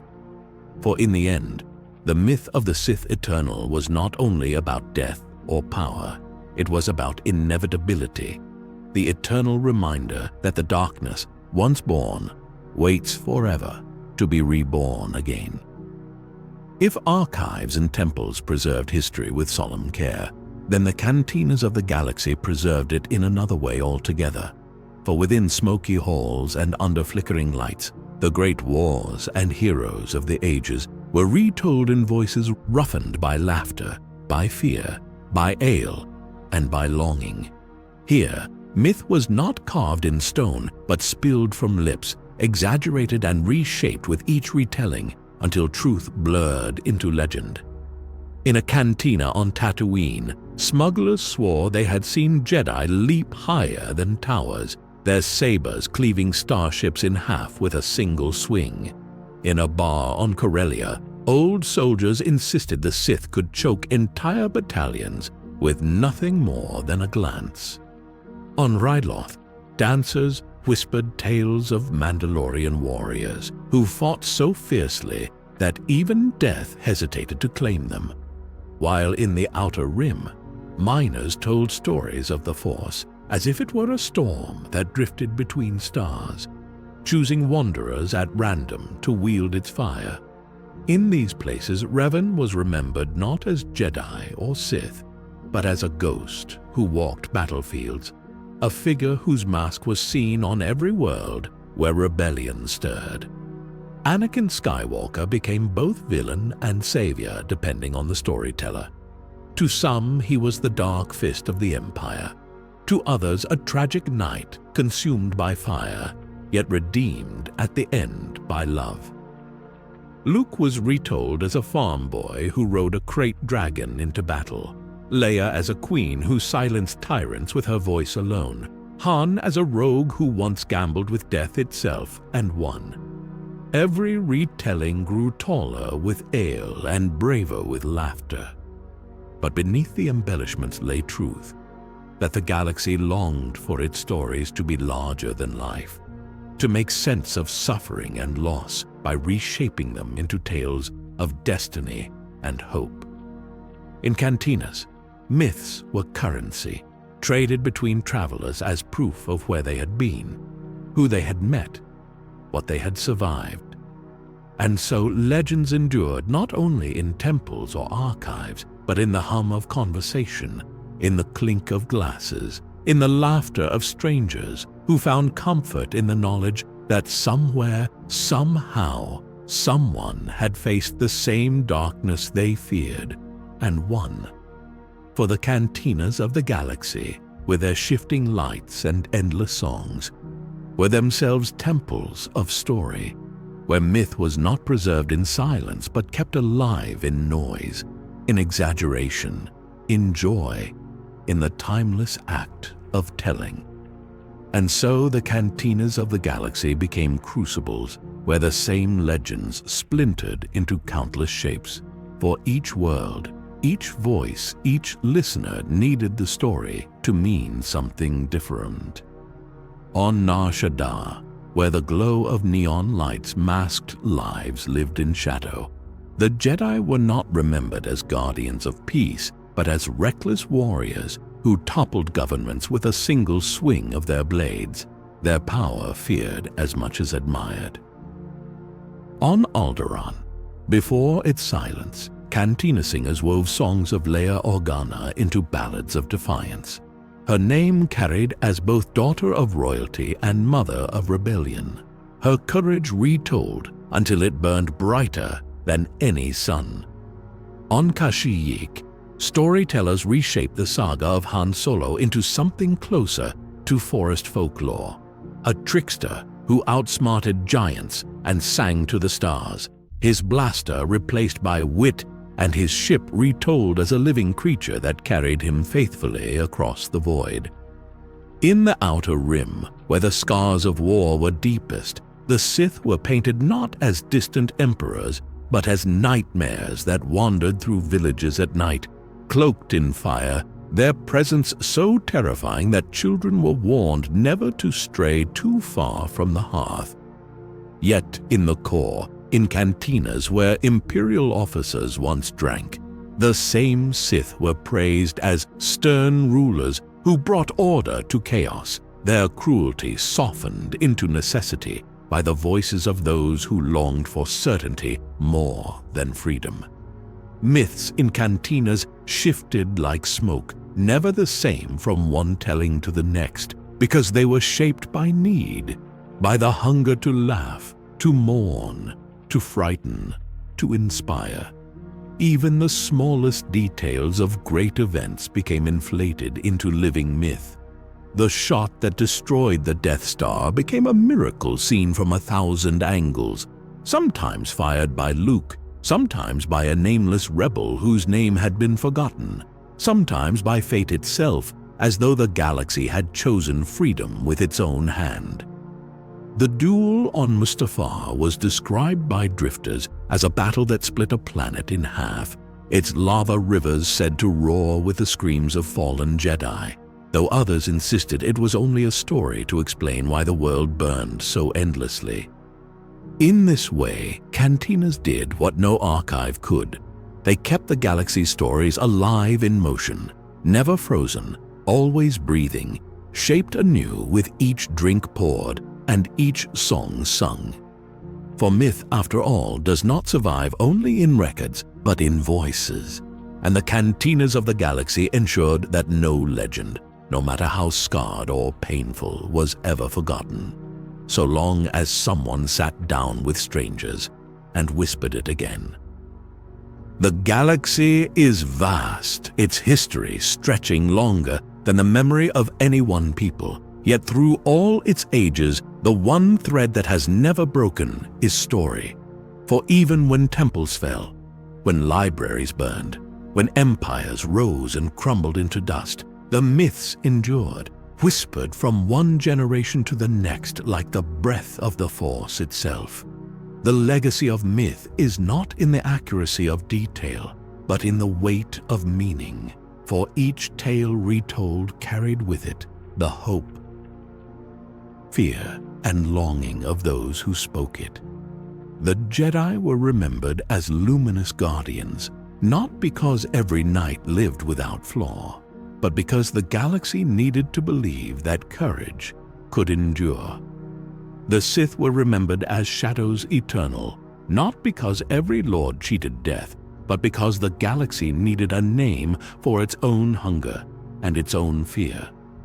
Mandalorians were remembered as storm-born warriors, their songs keeping alive a creed of resilience long after their world was scarred. The Outer Rim was remembered through krayt dragons, loth wolves, and spirits in the forest, because the people who lived there needed to believe their struggles were seen, their endurance part of something greater. In cantinas, the legacy of myth was laughter and exaggeration, heroes larger than life and villains darker than night, not to deceive, but to keep memory alive in the language of common people. And in temples, the legacy of myth was sacred text, prophecies recited, lessons carved into stone, not to freeze truth, but to shape disciples who would carry the torch forward. The legacy of myth is the proof that no story is ever only the past. It is always the present, living in every voice that speaks it, shaping choices of those who believe. For the galaxy itself is a storybook, its pages written not in ink, but in light and shadow, their endurance part of something greater. In cantinas, the legacy of myth was laughter and exaggeration, heroes larger than life and villains darker than night, not to deceive, but to keep memory alive in the language of common people. And in temples, the legacy of myth was sacred text, prophecies recited, lessons carved into stone, not to freeze truth, but to shape disciples who would carry the torch forward. The legacy of myth is the proof that no story is ever only the past. It is always the present, living in every voice that speaks it, shaping choices of those who believe. For the galaxy itself is a storybook, its pages written not in ink, but in light and shadow, in sacrifice and ambition, in laughter and sorrow. And just as the Force binds all things, so too do stories bind all beings, reminding them that they are never alone, that the struggles of the past echo in their own, that the victories of heroes and the tragedies of villains are not forgotten, but carried forward like constellations overhead. In this way, the legacy of myth is eternal, not because it preserves names perfectly, but because it ensures that meaning never dies. To speak the story is to let it live again, to pass the spark onward, to honor the truth that in a galaxy as endless as this one, the only way to endure is to remember. And the only way to remember is to tell. And so, the legacy of darkness. Luke Skywalker, Leia Organa, Han Solo, Revan, Nomi Sunrider, Ulic Qel-Droma. Each name changed shape depending on who spoke it, yet the heart of their myths remained. That ordinary beings could face the impossible, that even in despair a spark could rise. That choice defined destiny more than fate. In every cantina, in every shrine, in every whispered tale by a fire under alien skies, the myth reshaped itself to fit the moment, becoming what people needed: hope, warning, laughter, or faith. This is why myth endures, because it bends without breaking, because it is not bound to fact, but to truth, because it carries the heart of a people even when all else is lost. The Jedi spoke of becoming one with the Force, yet in another way, all beings became one with the Force through story, their lives echoing into legend, their legends echoing into memory, their memory shaping choices yet to come. In this way, the legacy of myth was not separate from the Force, but part of it, another binding thread, another current flowing through the galaxy. For when people tell a story, they do more than remember. They connect, they heal, they endure. The myth of the Jedi, the myth of the Sith, the myth of Mandalore, the myth of the Forgotten Rim, they all remind the galaxy that it is greater than the moment, that it carries within it countless voices. The Jedi spoke of becoming one with the Force, yet in another way, all beings became one with the Force through story, their lives echoing into legend, their legends echoing into memory, their memory shaping choices yet to come. In this way, the legacy of myth was not separate from the Force, but part of it, another binding thread, another current flowing through the galaxy. For when people tell a story, they do more than remember. They connect, they heal, they endure. The myth of the Jedi, the myth of the Sith, the myth of Mandalore, the myth of the Forgotten Rim, they all remind the galaxy that it is greater than the moment, that it carries within it countless voices, countless lessons, countless dreams. And so the legacy of myth is not only that heroes and villains are remembered, but that every being, no matter how small, becomes part of the endless story, their life a spark in the great constellation of memory. To speak, to listen, to dream, that is to keep the galaxy alive, and to honor the truth that in the end, myth is not a tale of the past, but the living breath of eternity. And as the galaxy carried these stories forward, their legacy deepened into something greater than memory. For myths did not merely describe the past, they shaped the present, and in shaping the present, they planted the seeds of the future. Countless lessons, countless dreams.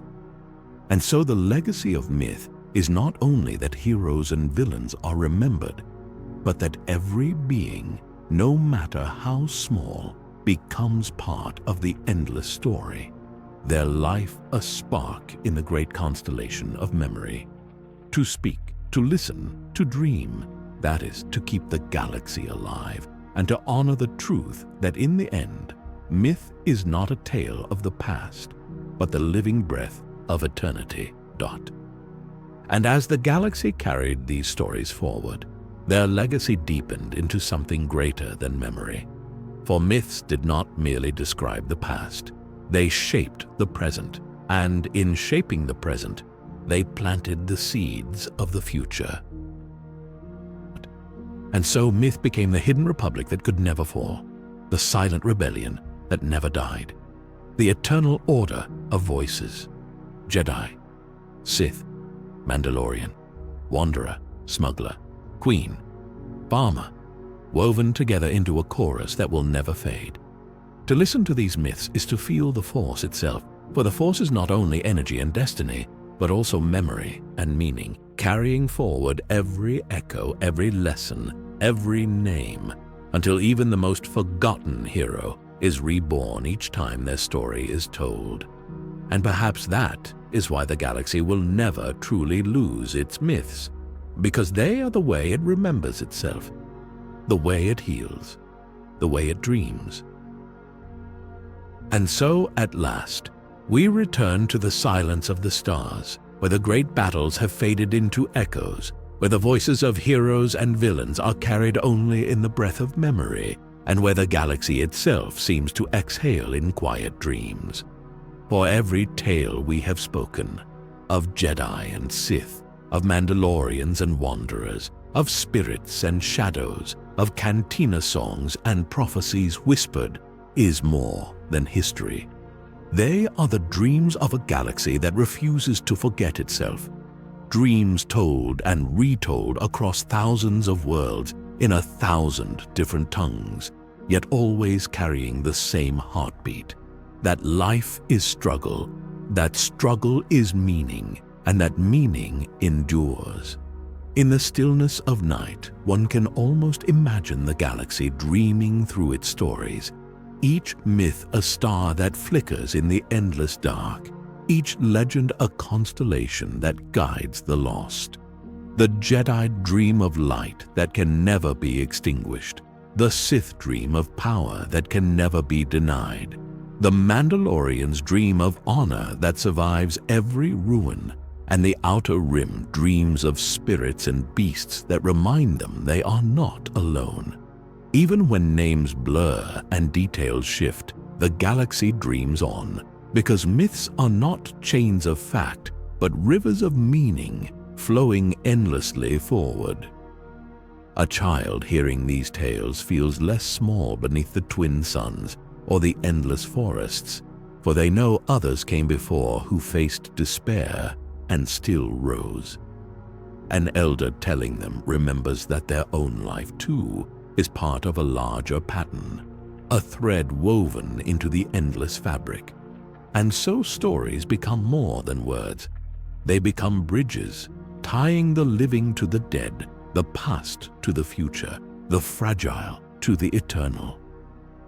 The galaxy dreams in stories, because stories are its way of breathing, its way of remembering, its way of promising that nothing is ever truly gone. And as you drift now into sleep, let these myths be your stars. Let them guide you through the quiet vastness. Let them remind you that the Force binds not only worlds and beings, but also every tale told and every dream dreamed. For in the end, the galaxy itself is a story, still unfolding, still whispered, still alive. And tonight, in its dreams, you are part of it.